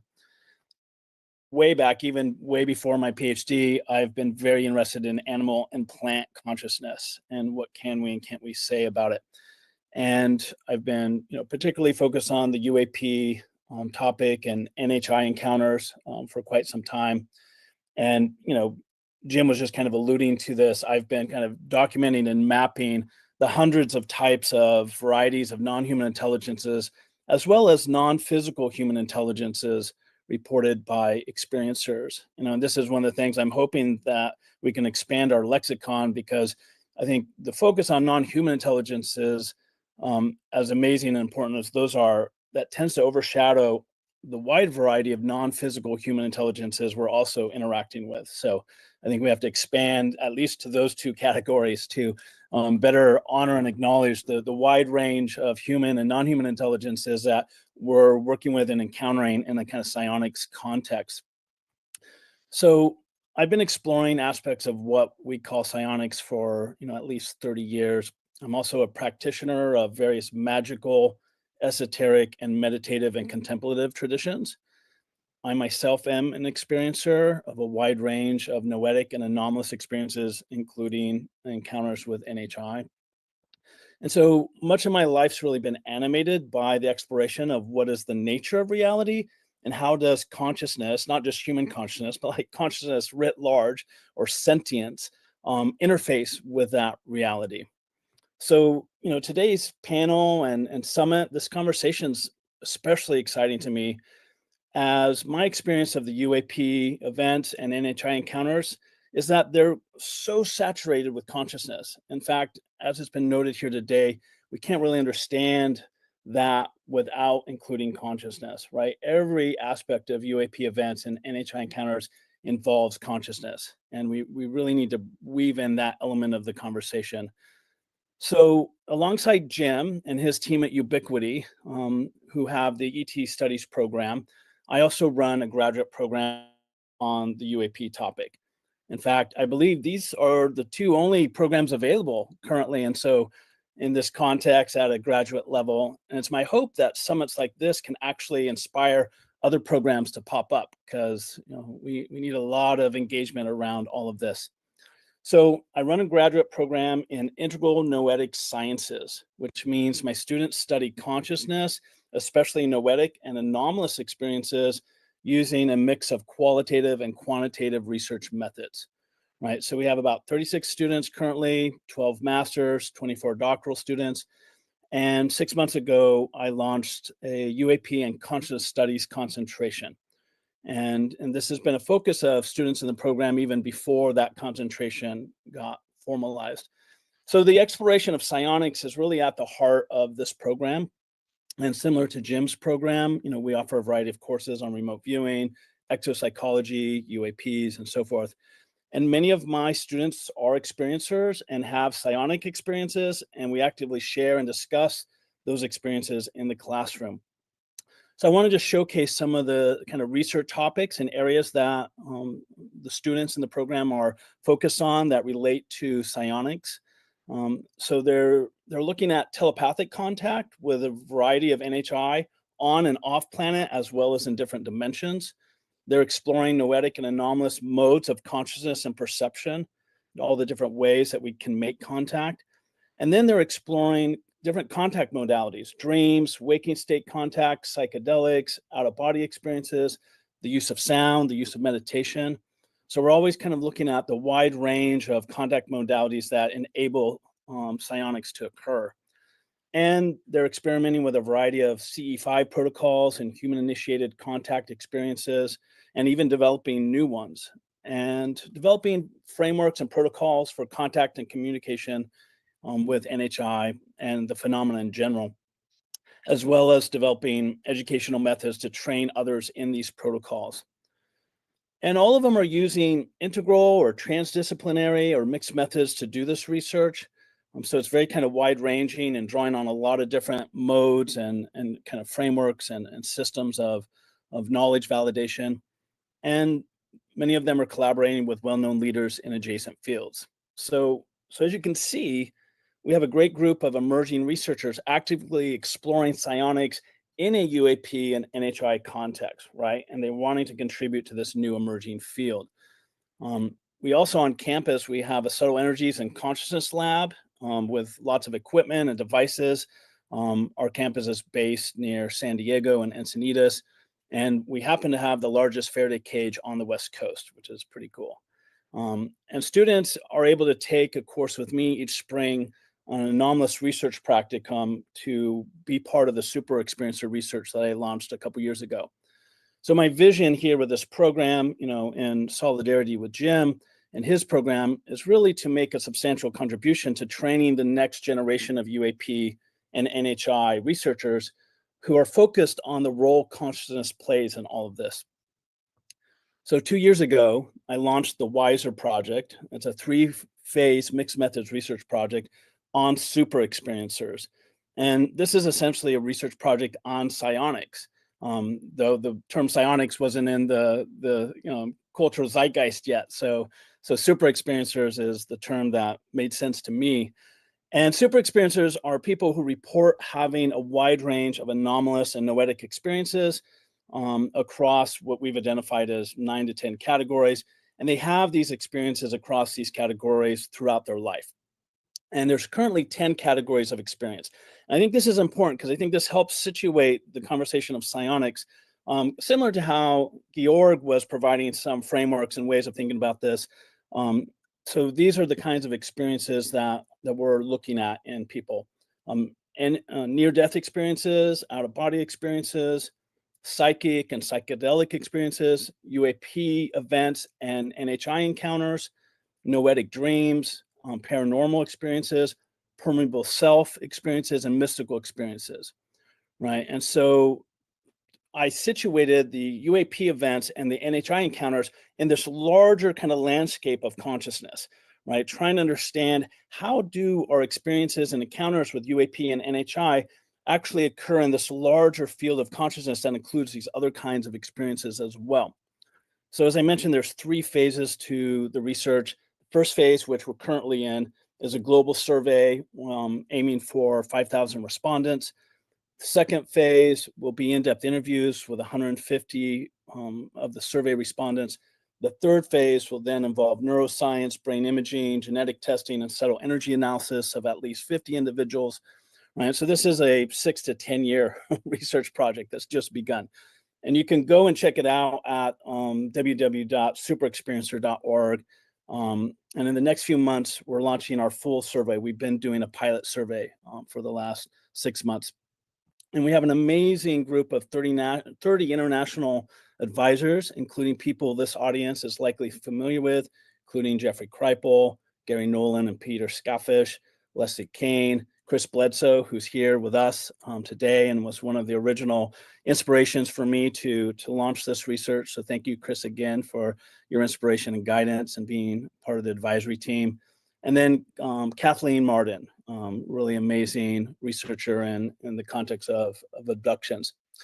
So I developed this research project in large part to explore the relationship between UAP and NHI and human consciousness, and to really try and better understand all the issues and topics that have been brought up today.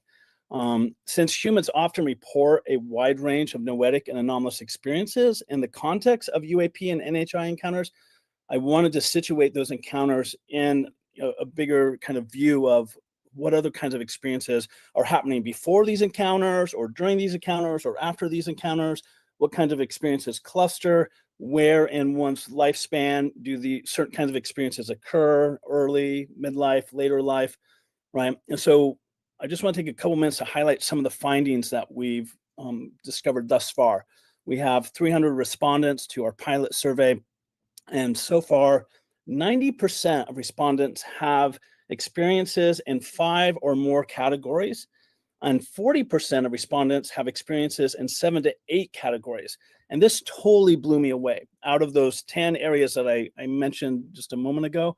And what this highlights is that more people are having more types of experiences than we generally realize, right? And this is, on the one hand, it's very stunning. And on the other hand, it's just like, yeah, of course, right? Like as Birdie was saying, like, you know, we all are psionic, you know, human beings, right? We all have these capacities.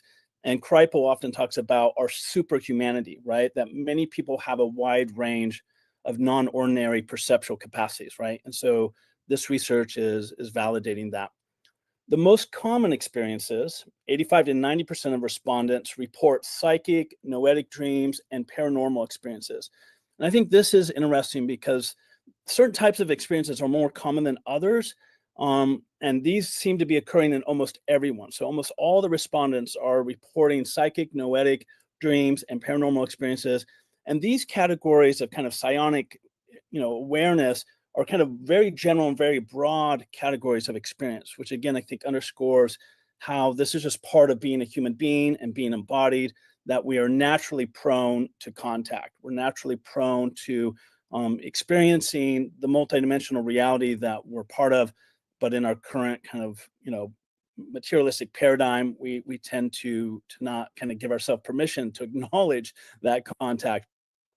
And then 72 to 75% of respondents had either a UAP or an NHI encounter, right? So to me, this was really fascinating that, you know, 72 to 75% had one of those two type of experiences. So again, a lot of people are having UAP and NHI encounters. And then, you know, they're mixed with other types of experiences, right? And this is what I'm really interested in, is trying to understand the larger context of consciousness that's involved with these kinds of events and encounters. So we really need to study UAP and NHI in the context of all 10 types of these experiences. 60% of the respondents experienced both NHI and UAP throughout their life. You know, so before 72 to 75% experienced one or the other.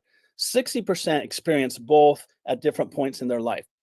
And then only 20% experienced, or 27% rather, experienced both in an interconnected way.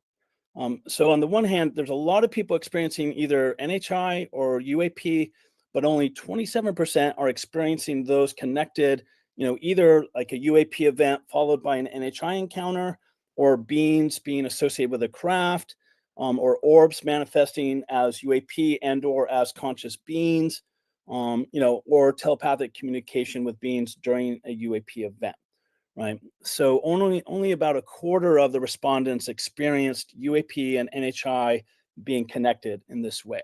I think this is important because there's a lot of phenomenon, like we talk about the phenomenon. The phenomenon includes a lot of different realities, multidimensional and otherwise, right? So I think getting a better sense of like how different elements of the phenomenon are and are not connected is really important for better understanding psionics. And then people who had UAP or NHI encounters, they tended to report 2 to 5 over the course of their life.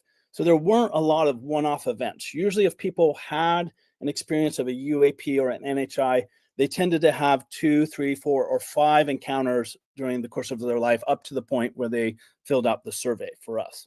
And then in terms of quality of experiences, only 14% reported a negative experience, right? And several of you have pointed this out, that the vast majority of these experiences are either neutral or positive. And that's what we found. 85% were neutral or positive and only 15% negative. So overall, these are really powerful and transformative experiences for people. And the phenomena does seem to be more benevolent than malevolent, but there is still an element that is kind of more negative. And then it was more common to have a UAP or NHI experience as a first experience when you're young than as an adult, right? And so there does appear to be a genetic or early disposition towards these experiences. And Jake Barber has also talked about this, you know, with kids, you know, being part of the program, right? So we do see that, you know, experiencers do tend to often start very young. And even, you know, like Bledsoe had his experience a number of years ago, but as he reflected on it, he started realizing he'd had many experiences when he was very young, and that's a very common pattern that we see. So there's a number of clusters of experiences across one's lifespan that are quite noteworthy. So we see paranormal experiences, psychic experiences, permeable self experiences, and mystical experiences co-occurring together, right? Where people who have one of those experiences tend to mention they've had the other experiences at some point, right? So this is also very interesting to try and understand, how do these categories of experience really work? Like, are we drawing the line in the right spot? Are there different kinds of experiences? Are they the same kind of experience with different labels, right? So this again gets to the taxonomy and how do we begin mapping and understanding the relationship between this? So my final point is just that we've identified 8 meta profiles of super experiencers, or what we might think of as psionic humans, right? So these are kind of 8 different kind of, ways that we see in the data how people show up as psionic humans. So there's early trauma, early experiencer profiles, where trauma serves as an opening to the phenomenon. There's super experiencers. These are people who have a lot of experiences, a lot of different kinds of experiences, kind of all the time, like almost on a daily basis. There's legacy experiencers. These are people whose family lineage, their siblings, their grandparents, their grandparents also were experiencers. There's practice-based experiencers. These are people who use meditation and different protocols to cultivate contact.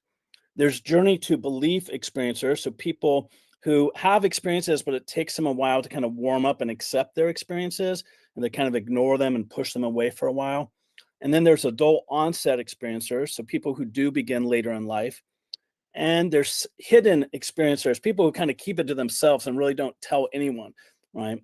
And then lastly, there are neurodivergent experiencers, right? Where their neurodivergent seems to facilitate contact, right? So this just gives like a quick kind of typology of some of the different paths to becoming a, psionic, right? And to being able to cultivate and make contact with the phenomenon in a variety of forms. So thanks, Jim. Great to be here with everyone. Thank you, Sean. You're giving us a glimpse of the complexity of the world that we're entering. And there are many portals, and there are many pitfalls, and we need to pay attention. So thank you very, very much. It's good to be in this academic field with you, opening up advanced degrees in this extraordinary domain of psionics and ET studies. So thank you so much. I'm very aware, everyone, that we're significantly over time with the 2 hours we were going to use. So I thank everybody for your patience. This is such an extraordinary conversation. I'm loath to terminate it prematurely. So we're going to go another 30 minutes. We're going to go 3 hours rather than 2 hours. And I just hope that people can be patient for that, because there are 2 other people we want to hear from, and then we also want to have some discussion.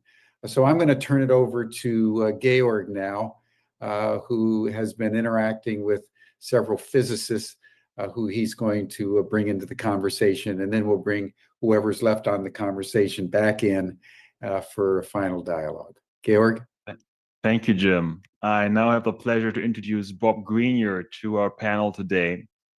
Bob will probably be known to you if you have been looking into the field of alternative propulsion, cold fusion, exotic plasma objects, or ESP. He's one of the founders of the Martin Fleischmann Memorial Project and has a wonderful YouTube channel and blog called Remote View, where he really does a great job at explaining these complex subjects and connecting the dots. So Bob, if you're still there, I would invite you to turn on your camera so we can have you with us. Hi, Georg. Can you hear me? Yes, great to have you with us.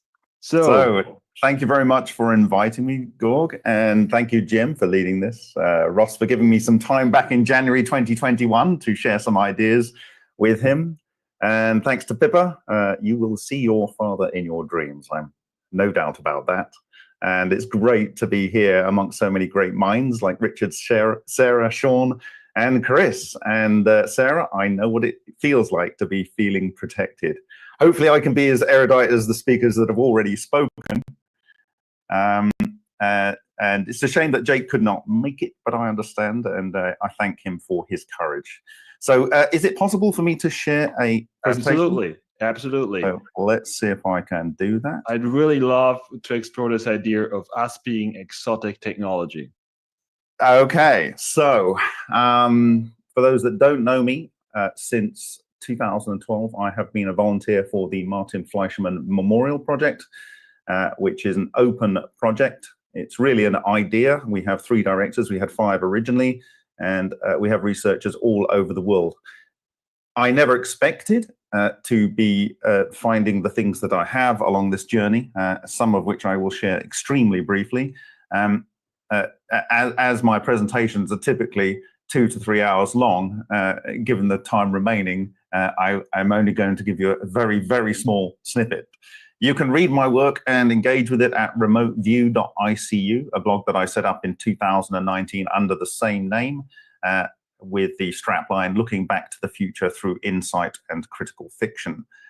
The MFMP's YouTube channel is here at MFMP. The X for that is Quantum Heat, and we've got a Kickstarter here for a book, Steps to the Discovery of Electronuclear Collapse, from Dr. Takaaki Matsumoto. Okay, so without further ado, what are you looking at on the right here? Well, this is actually a photo that I took last week of a hairdresser's where I got my hair cut for about best part of a decade.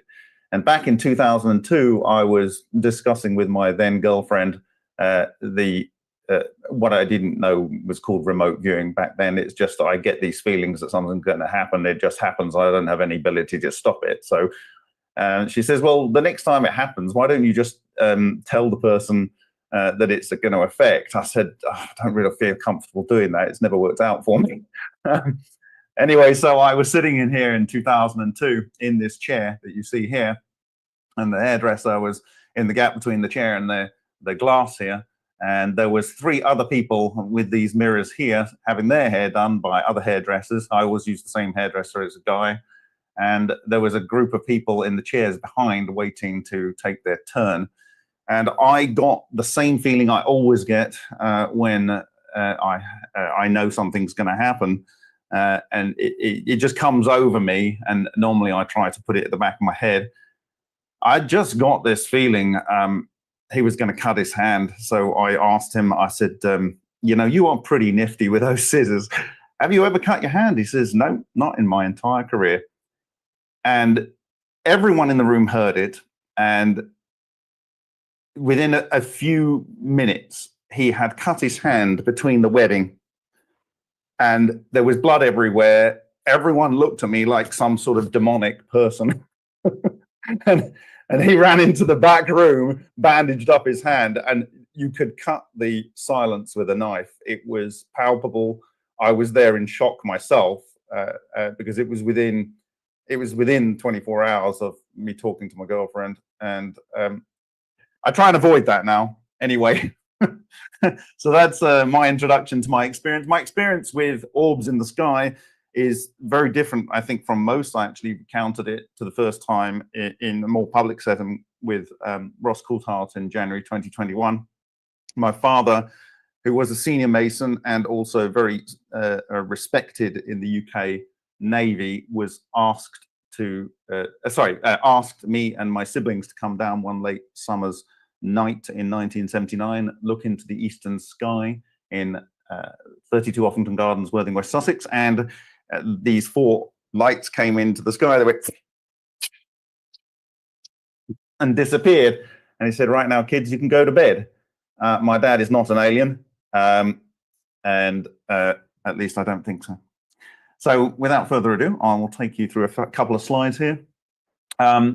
If we are to assume that psionics is a thing. It's a new term, but if we are to consider it's a thing, one must consider its relationship to UAPs and how UAPs work. And so I've just put a couple of notes here that there must be a universe-wide medium with no time delay for read-write of information. There must be able to be engineered, or it must be able to be engineered or driven by self-organization. It must allow interaction with propulsion, must be possible to interact via consciousness, and must enable frictionless movement and transmedium travel. So I'm just going to throw a couple of slides at you guys. Everything I have worked from has been first from what nature repeatedly shows. Because my view is, and this was a gift given to me by one Professor Francesco Piantelli in 2015, he said, don't tell nature what it is, let it show you. And he was the discoverer of the nickel-hydrogen low-energy nuclear reaction system.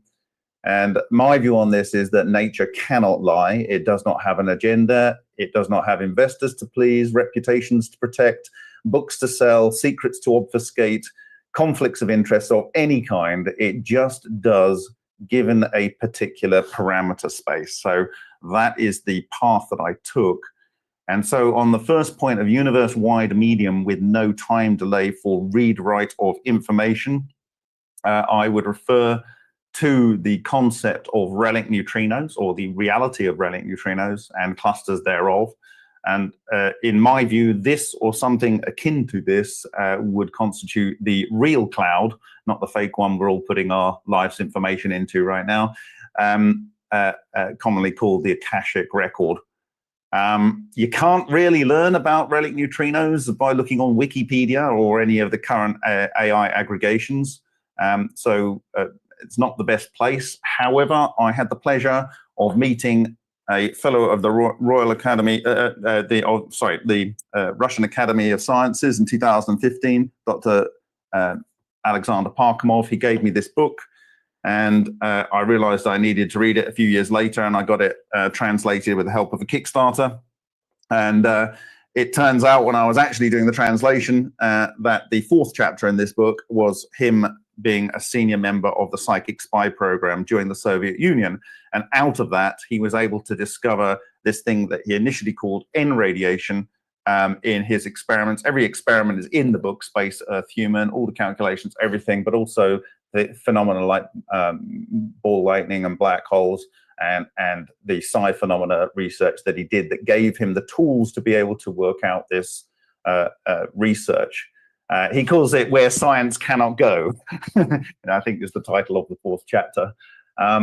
And yeah, so essentially they're about as similar to nuclear neutrinos as infrared is to gamma rays. So anyone thinking about nuclear neutrinos right now, it's not that. And they are produced by the sun, but they do not have enough kinetic energy to escape the sun's gravitational well. They go through all matter in the entire universe. And in that process, there is an information exchange with all matter. They are present as one universal coherent condensate at about 1.95 Kelvin. And that means they share one wave function. So like when you have a Bose-Einstein condensate, the individual atom waves effectively merge into one super quantum wave function. And this allows instantaneous universe-wide information insertion and retrieval, actually. And the question is, how can you do that? Well, we'll talk about that moving forward. If you look at all of the luminous matter and stars and gas in the entire universe, it constitutes 0.4% of the mass of the universe. If you add in non-luminous components and intergalactic gas and all of the black holes that exist in our universe, that adds another 3.6% of the mass. You add those two together and you get 4%, okay? In terms of dark matter, including neutrinos, that's up to 22%. And because relic neutrinos have mass, they could be in this 0.1 to 2% range, or they could be, there's no nuclear neutrinos because they essentially don't have mass. So we could be looking, depending on whether you're looking at luminous matter to neutrino upper limit, or overall mass to dark matter upper limit, you're talking about 5 times more of this than there is everything we can see, including black holes. So there's a lot of potential for energy out there in the universe using this material. So I ask this question often of up to 500 people, often with PhDs in a room, and I ask them, what is static electricity? I'm not going to embarrass anyone here because I've never had an answer that made any sense. But essentially, we can call it this MTech term, which you're going to learn about in a second, magnetotor electrical clusters. I'm going to explain what it is and the relationship between MTech and electrons. Essentially what I'm talking about is relative neutrinos and clusters of those that then become these MTechs. In the 19th century, the ether was treated like a jelly-like substance capable of transmitting transverse waves like light. Whittaker talks about this without specifically calling it a jelly in this book. This is an original copy of Whittaker's 1910 book on the history of the secrets of the ether and electricity. He really gives the initial concept to Stokes, which Maxwell extended. He says Stokes supposed the ether to be an elastic solid, which is capable of executing vibrations of the kind required for transmission of light. So basically, this whole jelly-like concept of being able to transmit light. Well, one of the people I have worked with over the last years since 2018 is one Alexander Shishkin. He's a very senior doyen or a senior individual in the nuclear research in Russia from Cold War times. I've got a couple of links there you should go and check out. But he talks about these structures and it talks about how in low-energy nuclear reaction and cold fusion experiments, which I've done a lot of work in, that soft X-rays with energies up to 10 kiloelectron volts are constantly recorded under any rapidly occurring mechanical or electromagnetic effects on matter. And if you go down, it says Tesla called the clusters that these are born out of radiant energy. Wilhelm Reich called them orgone energy. Messias called them ectons. Shoulders called them charge clusters. Yuji Bazhatov called them erzions. Shakparanov, Kozyrev, Dirac monopoles. Beritskerev, Loschak monopoles. And in everyday phenomena, this is called static electricity. So this is the magic source behind everything. And essentially, MTechs, they fill all of space around us, including all living and non-living objects, and they resemble, here we go, gel in their fluidity. If you do an EMP... If I just may interject, because I think it's important that we try to maybe, I don't want to say dumb it down, but connect it to this idea of the medium we discussed before. So yes. So I'm discussing the medium now. Yeah. Are you saying that there is actually workable theories for this medium of consciousness? Yes. That is. Yes. Yeah. And how would you suggest that the UFO program and the Psi program are connected? Then is that clear? If I can step through, then it will become clear. All right.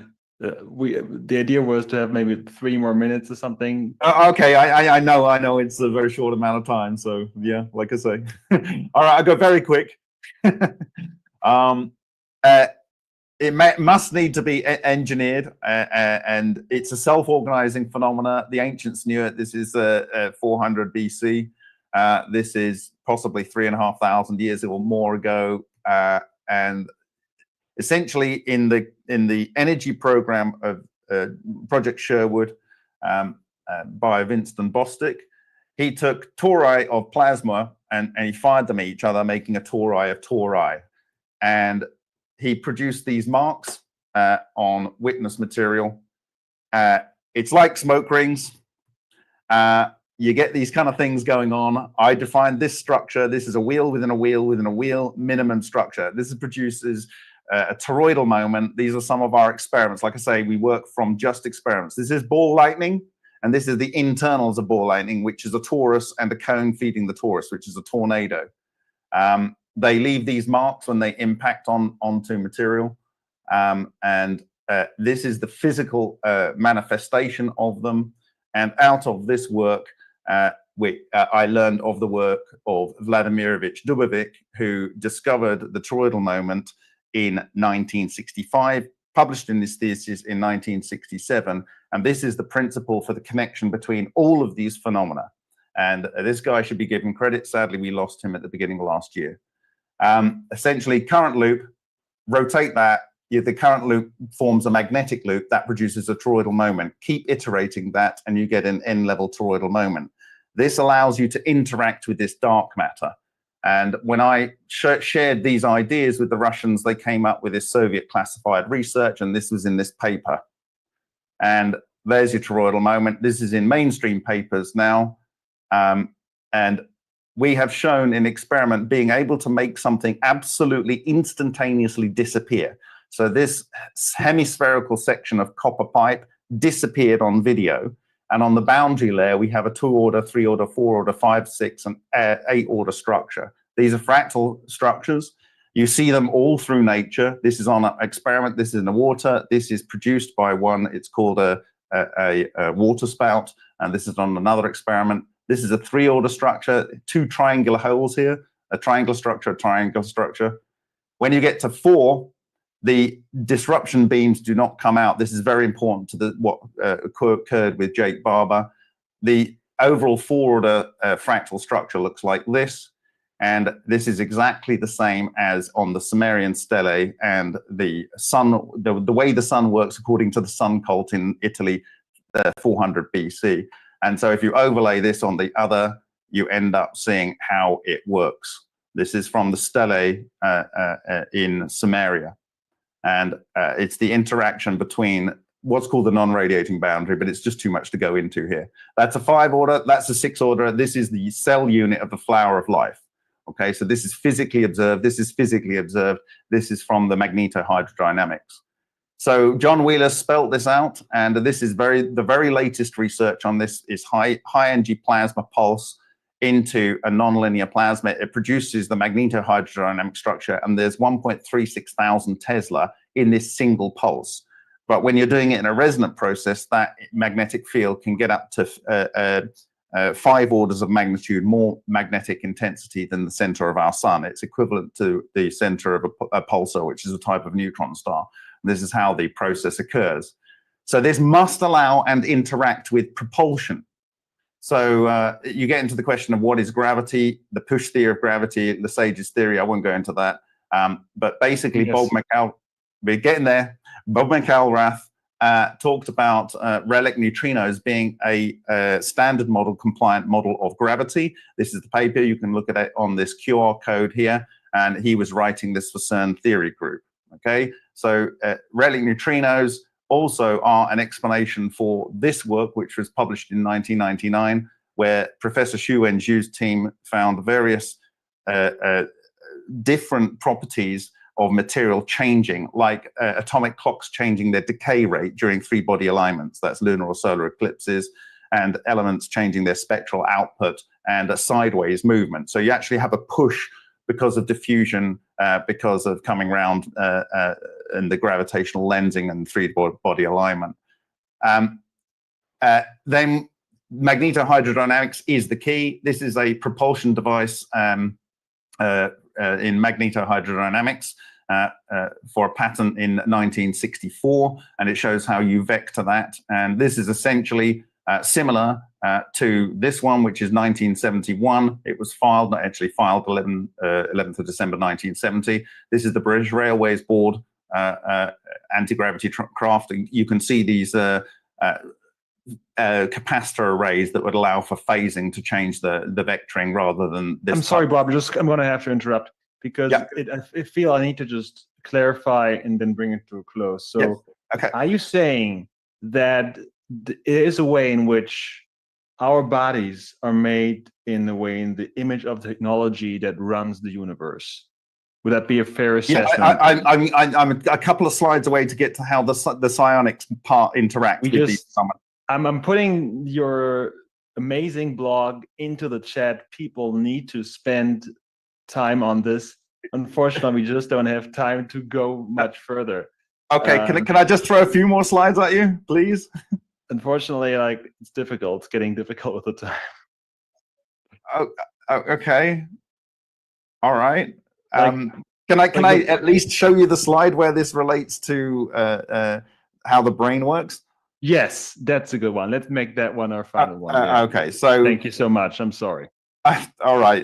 It's an impossible thing, and I guess yeah. The propulsion was done in 1979, and that paper shows all of the properties that have been observed. This is in 1979. It shows all of the properties of UFOs that affect people and how they work. The psi phenomena comes here. 48 Tor there. Hal Puthoff there. Hal Puthoff, after he handed over the Psychic Spy program to Science Applications International Corporation, issued this patent in the September of the following year, which you have a coil going one way, a coil going the other way, and a capacitor plate. This produces a toroidal moment, whether he knew it or not. And this paper published in June 2023 shows that you're using functional magnetic resonance imaging, you get a magnetic vortex one way and a magnetic vortex, anti-vortex the other way. This produces a toroidal moment, and that allows you to interact with this conscious field. And if you want to go and see more, go and have a look at this one here and this one, which is summoning UFOs, which I did a long time ago. Okay. And the basic structure was the answer to the Arecibo telescope here. And this is the communication method here. And this is the communication method on the previous year. And this is me sharing it with the Russians here. It's the fractal toroidal geometry. And yeah, I mean, I can go into the, it's fine, but there we go. Yeah, I want everybody to be aware how critically important this research is and how it connects so many dots that we brought out here. So I'm dropping this amazing blog into the chat notes on YouTube and so on and so forth.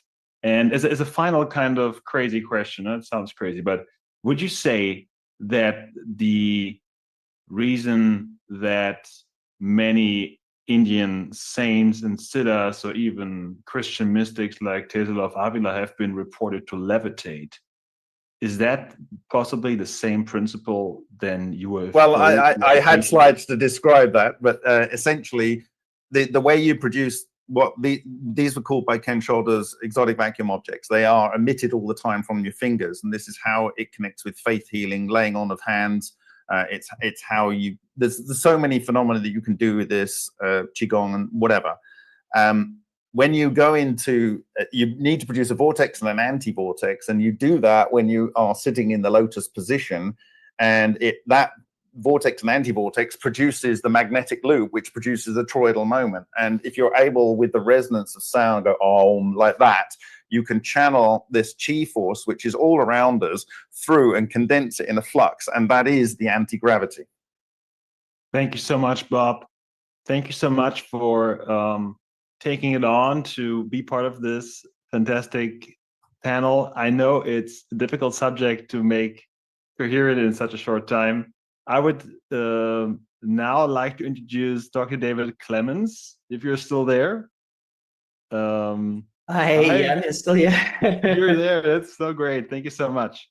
So last but not at all least, Dr. Clements, I think you hold a very interesting part of the puzzle here, because you are both a theoretical physicist that holds degrees in theoretical physics from Oxford. You studied math and physics, Cambridge, but you also are a contactee, or even more than a contactee, somebody who says of himself that he has regular psychic ET contact.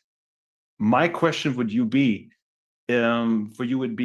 what would you want to say to this panel today from your perspective that includes theoretical physics and ET contact about the subject of psionics?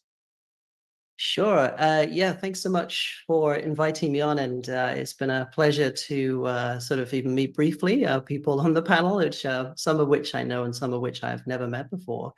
There has been, yeah, it's interesting with listening to Sarah talk, and also Chris as well. I have a lot of resonance with a lot of their experiences. To give people a little bit of background, because I'm sure many people, I'm quite new to the scene on things. You know, I've been working and beavering away in my own way for quite some time, but never really publicly. So I began as a theoretical physicist. I worked in places. I worked in the same department as Stephen Hawking, late Stephen Hawking, when he was still around. And at that point, I was full on becoming a professional theoretical physicist in string theory, working on multidimensional spaces and magnetic backgrounds. And it occurred to me when I started doing my research early on in my PhD that, you see, I got into it because I really wanted to peel back the layers of how fundamentals work, how the universe works, and how it was all put together and how it was all functioning. I quickly realized that mainstream physics wasn't able to do that. And, you know, there are a lot of massive open questions still to this day, going back. Quantum field theory has been around for quite some time, and there's still huge gaping gaps of things that aren't in there. Now, during my first year, a friend of mine bought me a book, and it was to do with all sorts of phenomena, including remote viewing. And so I kind of read this. It got me kind of excited because I thought, well, I've never done this before. I don't know if it works, but I'll have a go and see if it's something that I can do, or if it's even tangible. And had a colossal experience in my first attempt, which was after I flipped over the card. It was a volcano, but before that, I had these immense rumblings and visceral feelings of the actual sensory perception of being there, literally located in the middle of the volcano. It was so powerful that I got up and had to drop my pen and stop the viewing session. I walked into the kitchen. And while I was having a conversation with a friend of mine, the sensations continued, and it took, you know, quite a few minutes to actually the sensory data just to fall away and stop. So for me, that was proof positive that there was something absolutely there. But that really served to kick off my sort of, how you say, energetic sensitivity. And then I had contact with a group of beings from the Pleiadian system. And their focus with me was really to learn to develop and clear perceptive constructs in my mind, in my being, so that I could work in a way that was more closer to a sort of pure perceptive, heart-centered perception. And so as that went along, I was concurrently doing physics, and like with Sarah, you know, I totally understand. I totally get it, Sarah, with your having to you know, work on one hand in your job and then work on the other side with you know, a kind of a secret life in a way. And so it was kind of interesting because it got to a point, because I also worked with Dr. Tom Bearden and John Bedini, and we collaborated on energy projects and development of systems and energy systems there. And it got to the point where I realized I can't operate in mainstream physics anymore. It's too, there's no way of explaining or doing anything with any of these systems and understandings of mainstream physics. So I left to start my own research. And at that time, I also had contact with Arcturian groups as well. Now, their focus with me was also because the Arcturians have a similar heart-centeredness to the Pleiadians, but they have an absolute, well, adeptness at energetic sciences. And what they were teaching me about was multidimensional living energetics. Now, it's a big departure from the sort of more structural-based physical physics that I was being taught. Now, as I spent the years developing this and working with them and understanding, what really came to the forefront for me was that, and they said it one time because they were helping me develop toroidal systems, not unlike what Bob was showing there. And they said, one of the things that you need to bear in mind is that when you perceive this through the mind, the mind inherently has a set of filters on it, which can only take you to a certain point. But in all things, and they were saying, like they had to in their evolutionary process a long, long time ago, they had to switch from mind-centered consciousness to heart-centered consciousness. And in doing so, they are able to perceive things that inherently a mind-based perception is not able to go into and see. So in other words, it's seeing beyond structure of every kind. It's not just, and so that's something they've been training me to do for quite some time. And they also taught me to bilocate as well. They showed me a way I could sit here physically, bilocate, and literally go onto their ships and have conversations with them. And it is very interesting because my feeling while there is that first, the protocol they have is they want me to literally get a quantum snapshot of their energy so I can understand who I'm dealing with, what their intent is, and what they're offering, essentially. And I find that, people have mentioned about sort of good and negative groups and that kind of thing. And with positive ETs that genuinely have a focus on helping people expand and move forward, I find there is an emphasis on helping people to learn how to live and be responsibly energetically, so you understand who you are dealing with, what it is that you would like to get out of the encounter, and what it is that they are offering from the encounter as well. And it's a very heart-centered connection. So they will wait, and they will wait for you to get the quantum snapshot. You will feel their energy directly. And then when you decide that, okay, this is, I really, you beings are great. You're very heart-centered, and I think we can work together. Then they begin the conversation. And so I've done that a number of times. And one of the things they've shown me is that this interconnected, when you talk about psionics and consciousness and things like that, there is what they describe, and what I've come to speak about now, is the living source intelligence, which is literally is from my perspective is the intelligence of love. We all talk about love as being all sorts of romantic and emotional things, but love itself is the expansive intelligence behind everything, as for what they have shown me. And it's layers upon layers of different fields and interconnects between those fields that we eventually get down to what we see as physical reality, and this highly compressed, highly condensed state of which we call matter. And as the lady before, I think it was Pippa, was saying, there is this issue with science and other philosophies where science thinks that everything is structural and material. And it's just a case of working out the mathematics and the machinations of the material structure and how they. But to me, what they've shown me is, in fact, matter is just a highly compressed state in a very organized way of fluid living energetics. And it's what we perceive as matter. It's so highly compressed, it behaves in such overly simplistic ways. You can bang into it, it moves away. There's a very simple operating system of energy there, and the way things behave. But inherently behind it is a living energy consciousness. So matter itself is conscious, and everything between it is conscious. And when you learn to unpack that and unfold it and learn about everything from magnetic compression and all sorts of things, like Bob was talking about, toroidal fields are central to this kind of thing. You get to understand the living energetics behind it and how fluid living fields work. And I first experienced this kind of field, or conscious living field, and I believe it has a big impact on what your topic is today, because when I was in John Bedini's lab, I experienced when his devices were switched on. These are helically wound, more or less, they mimic a kind of very basic torus, but it's not quite, it's similar. But the way that the pulses move through and create this center point as the energy winds through and spirals through the coiling, it opens up a literal gateway where this new energetic field presents itself. Now, at the time, I was very sensitive to energetics, and I already had contact with these teams. And what I found interesting was when I walked into John Bedini's lab, it was an open box. The doorway was open here. You could walk straight through. There weren't any doors. The second you passed through the threshold of that door, the energy just it flew up really high.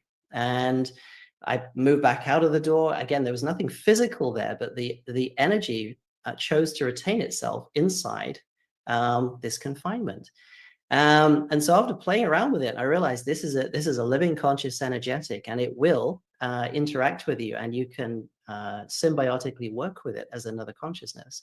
So I built my own versions and tested these, and exactly the same thing happened. And so I worked with my teams to design devices that would generate these living energetic fields. And further, David, just to clarify for people, maybe they were confused when you Sure. say teams. When you say teams, you mean teams of extraterrestrial intelligences talking to you on a regular basis? Yeah, it's two classes. There are ETs. There are some that are more physical, some that are more field and expanse-like, and others that are not incarnate in bodies at all. They're almost a field-like intelligence. So there's three main classes of different beings that I interact with, and the thing that that they also helped me to understand was the coded nature of energies. So energy isn't just energy. It's like saying with an ocean, you know, you could say, oh, the ocean is just water, but no, there's a plethora of living organisms and other structures and other things inside the ocean, which, you know, just looking at a flat pond, you think, oh, it's just still water, that's all it is, but it's not. There are so many exotic things that are in the makeup of energy and fields that we talk about. And so they helped me to understand the coded aspect of that and how you could change the coding and the energetic conditions of fields and so forth. But sorry, David, sorry to interrupt. Sure. I believe you and Bob would hit it off and we could have a 6-hour webinar just for the two. Right. However, looking at the Time is time, limited, I would right, okay. like to slowly Sure. but surely move into whatever we can still do of Yeah, a sure, that's discussion fine, at this no worries. point. Okay. And What would you like me to focus on now? Yeah, maybe just some final comment on what you've seen people discuss about psionics in the ethics and sovereignty of human beings engaging in this, and what your sense is of if this is safe or if this is for everybody, and what's the purpose of this. That's a very good point. Okay, yeah. So what I would say is that the beings that I've encountered were very clear about the kind of protocol in approaching, you know, and doing this, because unfortunately there are parasitic consciousnesses out there that want to do all sorts of things. They are, like Sarah says, they're not that powerful, but they can be deceptive. Now, one of the key thing to this is in my experience. So I'll just share my view of how this is, again, everyone can take their own take on this and go their own way, do what they want. But the way I do this is the higher intelligence within you, and this is what the beings talk about, that the first point of contact is your intelligence within, the heart center. So you have a very powerful, multi-dimensional, some call it a fractal layering system, of intelligence within your heart center that extends out from here and, you know, generates into the entire being, right down to the DNA that makes your physical body.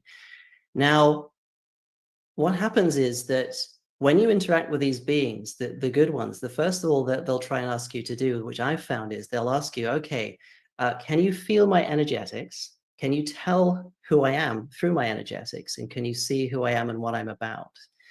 And one of the things that I find that some people miss is they go straight in, they want contact, but they don't yet understand how to energetically sense who it is they're working with. It's the same with working with a person on the ground. You want, are they deceptive? Are they telling you lies? Are they trying to manipulate you?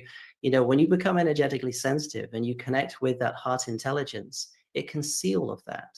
It can sense all of that. You can't fool the intelligence in the heart center. You can fool the mind, because in clever, deceptive ways, people can run arounds and do all sorts of things, and even present pretty images that look great, but underlying the energetics aren't there. So heart-centeredness connection, to me, is absolutely vital. It's center. For me, there's no other way of doing it.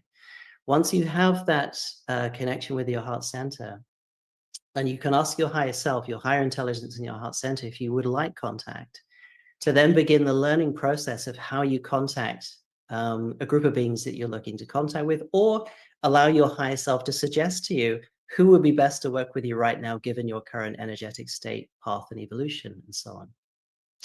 And so it is right in the heart center is something that my teams call the infinity point. It's a gateway. And it's the gateway to the infinite source intelligence within. Every human being has this. No one is devoid of it. So, I mean, when Jake was talking before about, some people have this gift and some people don't.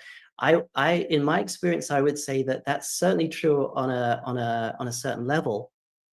But the truth is, everybody has the ability to get in touch with the infinity point and then gain that contact with the infinite source within. And then from there, you have a complete ability to have a spectral map, if you like, a full energy snapshot of any being you come across. So you can determine and feel for yourself if that is somebody or a being or a group that you want to work with that has your best interests at heart, or if they're acting in deception.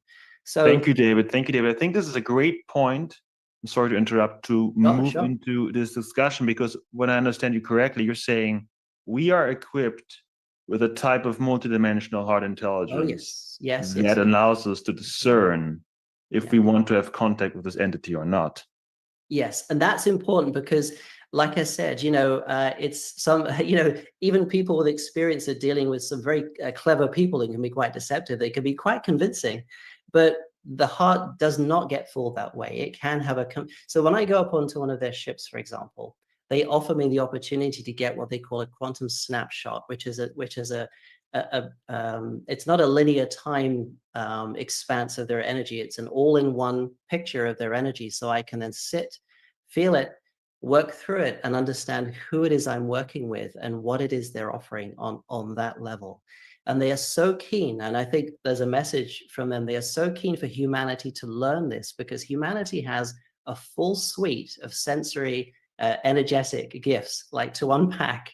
Everybody has it. Nobody's special or above anybody else, and it just requires you to just take, the patience to go into the heart center, connect with the higher self, and go through the process of unpacking that and learning to use it. Thank you, David. Thank you so much. Thank you, Bob. Jim, I think this is the moment to move this into yes, the thank brief you, discussion. both. And your last point, David, is the dialogue that we would like to have now. So those of you who are still in the realm of the living, having gone well over 3 hours. This has been amazing. We thought we were going to go 2.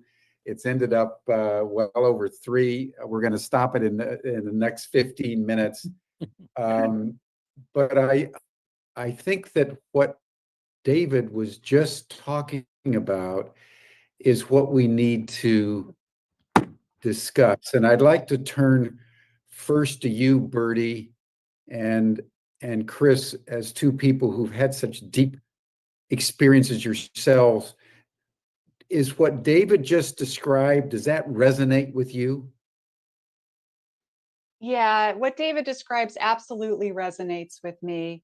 I do find that when I approach everything in my own remote viewing with this sense of adventure and sense of love, that I get so much more information and so much more deep connection with the experience that I'm having. And I'm able to move around and explore the experience and have an in-depth interaction with whatever it is, whether it's an event in the past or an extraterrestrial civilization on the other side of our galaxy. It's that sense of intent and love moving forward that allows these connections to happen. So absolutely. Okay, I'd like to go to you then, Chris, and then Sarah, but I want to hold open the point that Richard made earlier. And that is, and I think it's implied in what you were saying, David, that not all of these beings are as benevolent as we would like, that there is malevolence out there. Yeah. So I think that also needs to be taken into our conversation as a reality we need to understand and therefore develop a orientation toward. Yeah. But Chris, how do you respond to what David was saying? Well, I agree on a lot of it. pretty much from as an outline, a framework for it. Yeah, I agree. The he said a lot, right? It was very. I just have to say, my experience is not in the remote viewing realm. It's more of a physical thing. In other words, they come when I walk outside, or they come in my house. So it's not like I'm communicating with a vast array of different types of entities out there. It's all based on a relationship with a family, and that's the best way I can say it. An old friend of mine from NASA, I met him in 2008. He died. He was with NASA, worked there with them 60 years. He had security clearances till he died. And I used to ask him, what is it? Why did this happen to me? And he said, Chris, he said, the best thing I can tell you, they're your family. And they'll always be your family. So once you meet them, it's what I did. I had no clue I was going to run into this. I'm calling out to God, and UFOs came. That's kind of why I named the book UFO of God.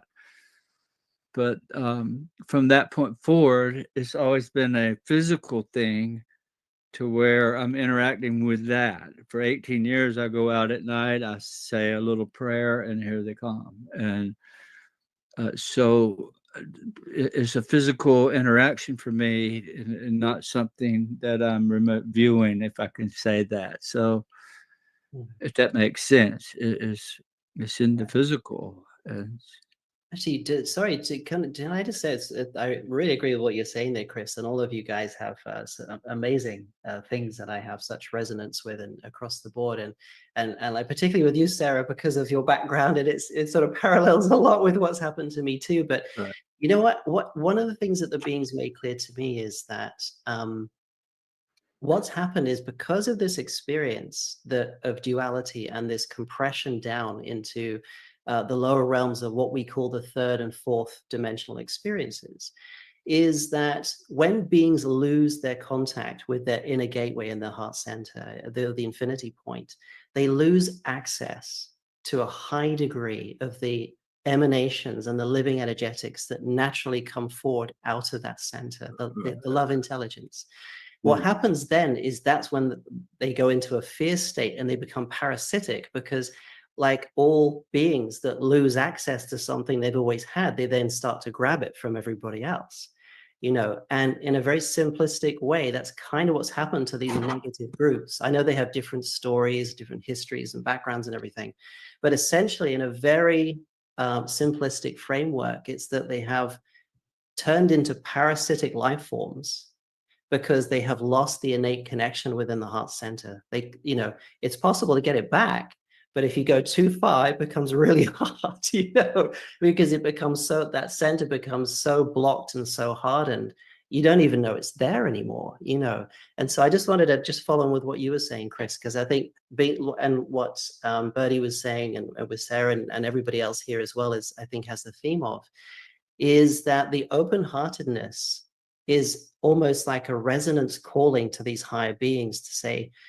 you are open, I resonate with your openness, we can have a connection. And that's where the greatest connection of that comes from, when you have that level of open-heartedness. So I just wanted to add that. No, that's great. Yeah. One thing I'll add to this is 18 years ago when this happened, it was a bit major thing, because it happened in the broad daylight. It wasn't a dream. It was there it is, and it came and took me for 4 hours. And immediately I was thrust into a bunch of folks from NASA. I got to meet a lot of them and study with them and work with them for a better part of 10 or 11 years. And I'm still in touch with some of them. But one thing I learned a lot through my interaction with them, and they would always use this term of yin and yang. Where there's good, there's bad. Where there's like we live on a dipole, this planet is an energy producing machine. You can see it in the aurora, right? So its principal rules are negative and positive poles, like on a battery in the car. You got a negative and you got a positive. And the way they presented it was there are these lines on Earth. They're very close together, not way out apart, but they're like a hatch. And these negative energies run down one way and positive the other. If your house happened to have one of these negative lines running through one corner and your child slept in there, it could affect your child's health very easily. But we have a force around us that guards us from that negative force. And that's exactly what they told me when I put it out there. They even, the triangles on their chest got everybody's attention from NASA and all over. We want to know more about that triangle. And, but they told me then that as long as you stay centered and faithful and that love in you, you don't have to worry about the negative stuff. Yeah. It's all right here. You keep that heart shining and you're good to each other and you care about people. Somebody gets sick, you feel bad for them. Then that makes you shine and that keeps that darkness away. But if you're narcissistic, you know it all, you're skeptical, you want to tell the world, you want to point fingers at this person and that, you don't stand a chance to experience it. Yeah. You're your own worst enemy. And so that's how I can describe, without being so scientific into it, from my personal experience. That's how Thank you. Can I just add one more thing to that? David, I'm sorry. I'd like to sure, hear sure. from Sarah, then Sean, sure. and Richard before we have to close in right. 10 minutes. So we'll circle back to you. Oh, no, maybe sure. at That's fine. time, No, no but, worries. go ahead, Sarah. Oh, that's great. I have really loved all of this, and something that Birdie said that I was wanting to address, that she mentioned everybody is psionic, and it's true. Like everyone, the first thing you learn in spiritual classes is everyone has this ability. We're all born with it. It's just our ego and our upbringing saying it's crazy and woo-woo is not real. And so I've seen some comments saying it's hard to follow this love thing, like everything is about love. But when you think about it, it's really true. And it really does boil down to opening your heart, and love isn't just romantic. It's stopping to watch a butterfly fly by and enjoying watching a bald eagle fly as well. I mean, it is enjoying a moment of sunshine on your face when you take a few deep breaths and you appreciate that feeling when that sunshine hits your skin. That's love. So it really does boil down to it's love. And it's so cool to say and for people to actually be open to this as well, that love isn't binary. It's not, I love my family, I love my partner. It's everything around us and within us. And this discussion has been so great because I've been learning from a lot of you all as well. And so yeah, that was kind of like off track from what you guys were just previously saying, but I just wanted to say thank you, I guess, is most importantly. Thanks for being a part of my journey. I don't think it was off point at all. I think what you just said, Sarah, is actually the bottom line. I think what's being underscored here is that the human being we have our sovereignty. And our sovereignty lies in our heart. And it's empowered by a disposition of open-heartedness and love. I think that's basically what I'm learning from Birdie. That's what I'm learning from Chris. I think you've articulated it, David, in very eloquent ways. And Sarah, I think you're underscoring it. And I'm just wondering whether Sean and Richard would agree with this proposition as we bring this conversation to a close.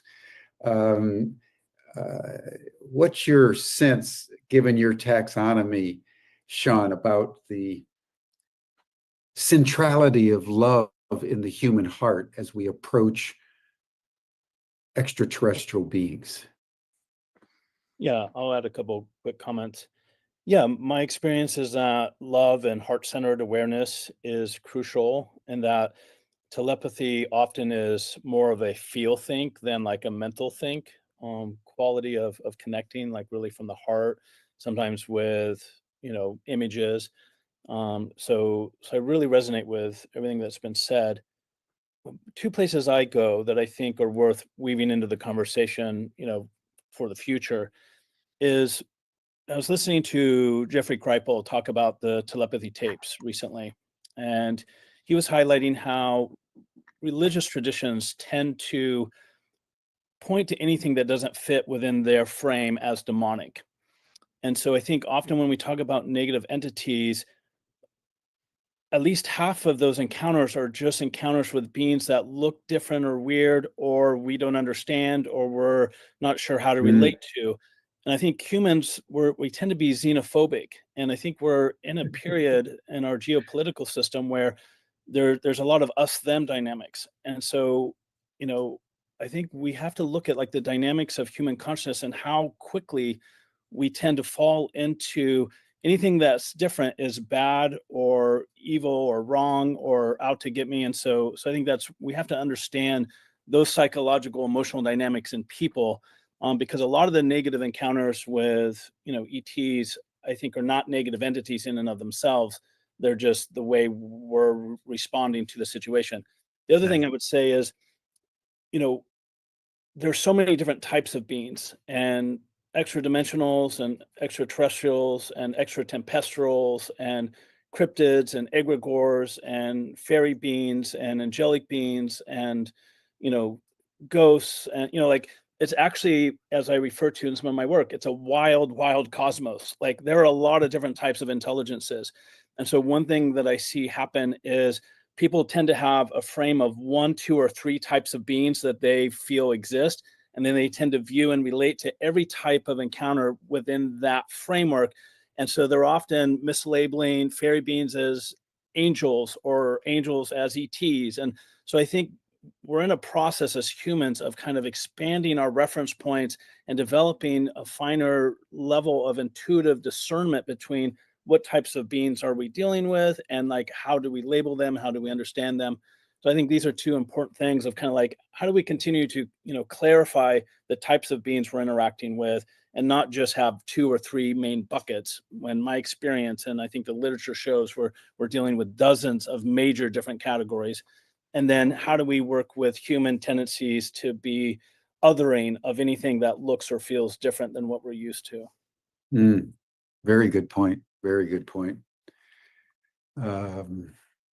Richard, what's your final takeaway on this question of the right human orientation to these beings? Yeah, there's been so much that's been said here, lots of fascinating insights. I was interested in a lot of the things, Bob Greenyer, you were talking about this idea of ether. I've wondered about this myself, and I'm not a scientist, but I am convinced now that there's got to be some kind of substrate out there that allows us to have this type of non-local communication. I think it's got to be true. And much more of that was said, I think is Riley spot on. If I had a different perspective, which I do, and I don't want anyone to hate me for it, I would just say I think that we cannot forget that a lot of these contacts are physical. They're not simply mental or spiritual, and that there are physical beings involved in this interaction. And as such, I would say that I would go on the assumption that physical beings have physical needs, which means to eat, sleep. And like every single physical being that I'm aware of on planet Earth, not just humans, they're territorial, probably. Like us, they're used to getting their own way. We can talk about love all we want, but we still have turned the entire planet into our little suburb, and we've conquered every single species that's out there, and we act like we own them all, and we can do whatever we want with them. I don't know how spiritual or loving that is. We just use them, and we take it for granted. So the idea about positive and negative I'm kind of cold on that, to be honest. It doesn't really have a lot of meaning to me.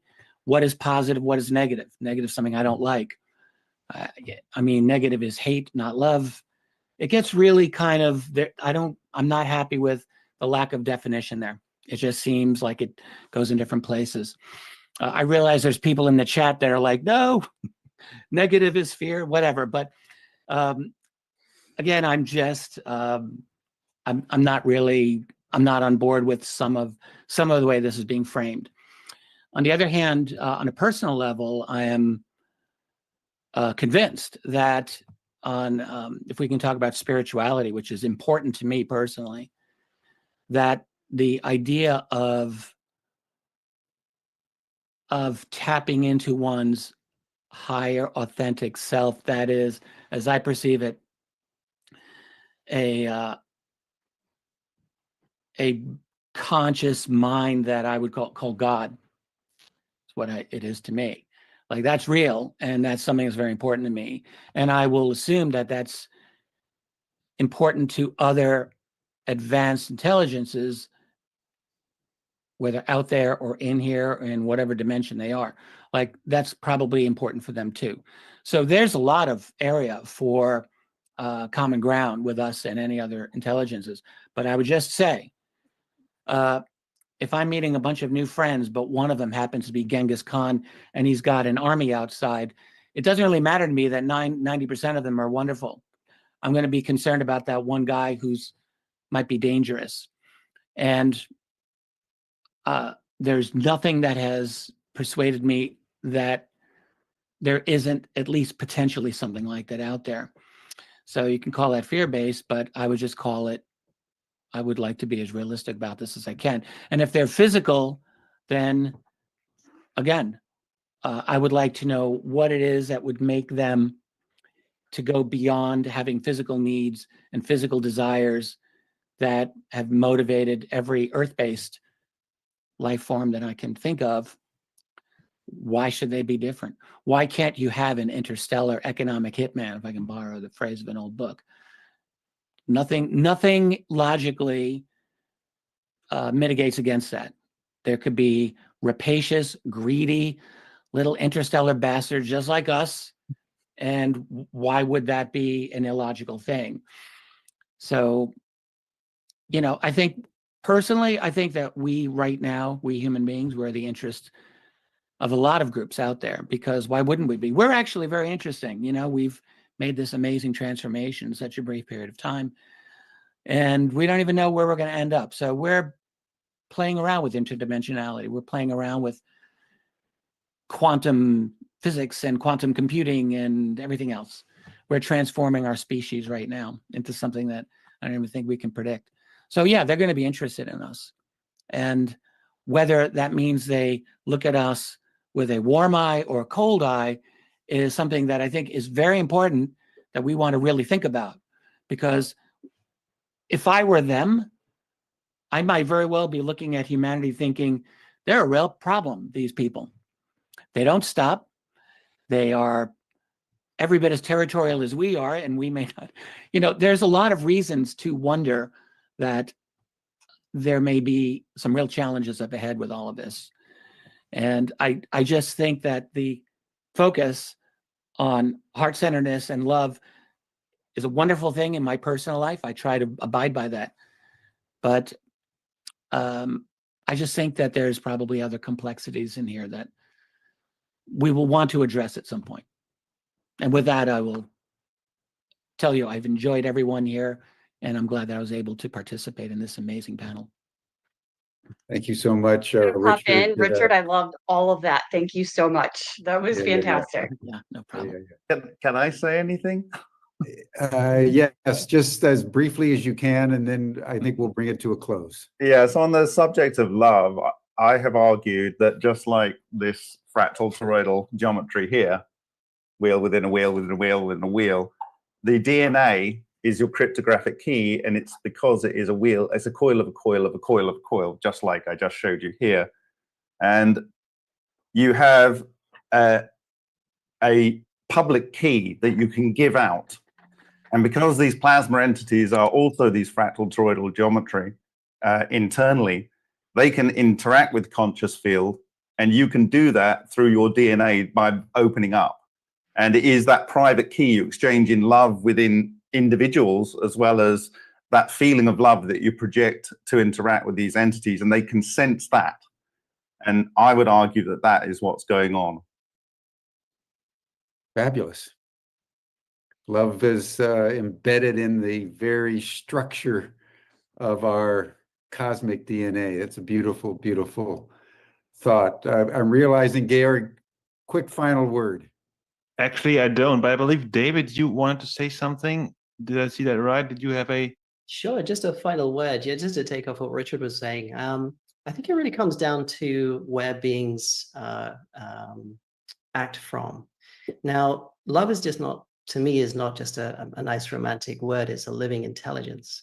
And when people talk about, like, say, a parasitic civilization or a civilization that wants to conquer or do things, where is that intent or wish to do that coming from?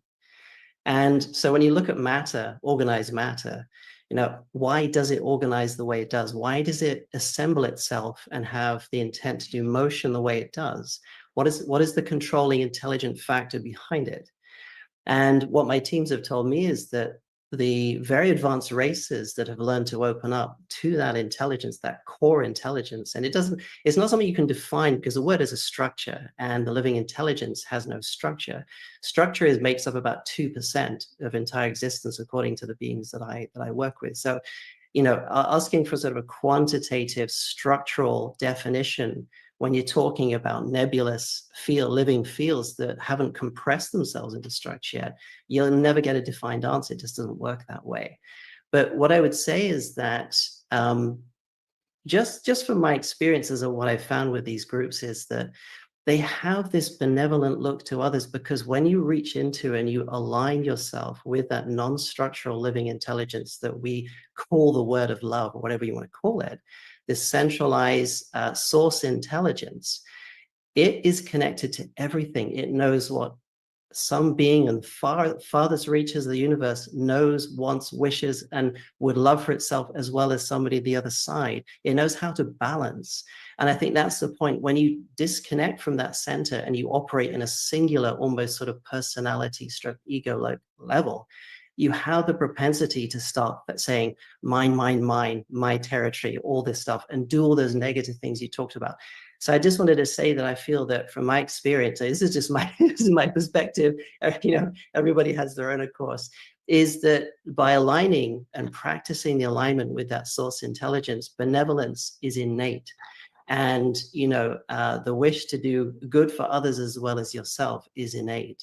I don't think that's something which is a manufactured thing. I think it's an innate quality of the living intelligence, or what we call source love. And again, my experience with these benevolent beings, they've achieved that. They have opened the fields within themselves to such a degree that that is a normal functioning, experiential, day-to-day thing for them, if you want to call it that in a human way.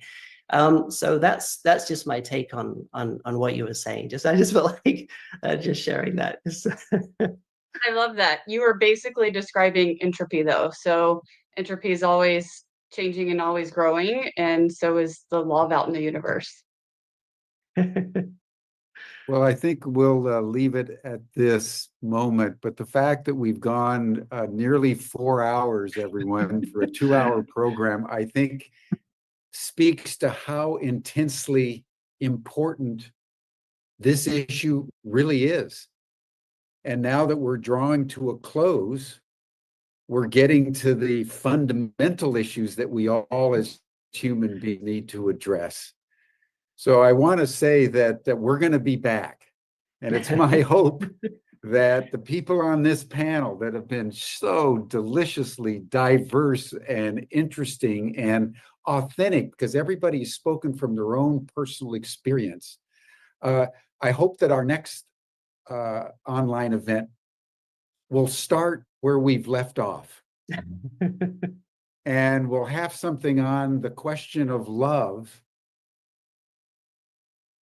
in the development of psionics within the context of a very layered and complex universe that I think both Sean and Richard have spoken to, which needs to be taken into account which doesn't negate the importance of love, but it frames it in a way that we need to proceed prudently with our eyes wide open so that we ensure not only our sovereignty, but that our initial contact, which is what our generation has been bequeathed the responsibility for, is a contact with these beings that future generations can build on.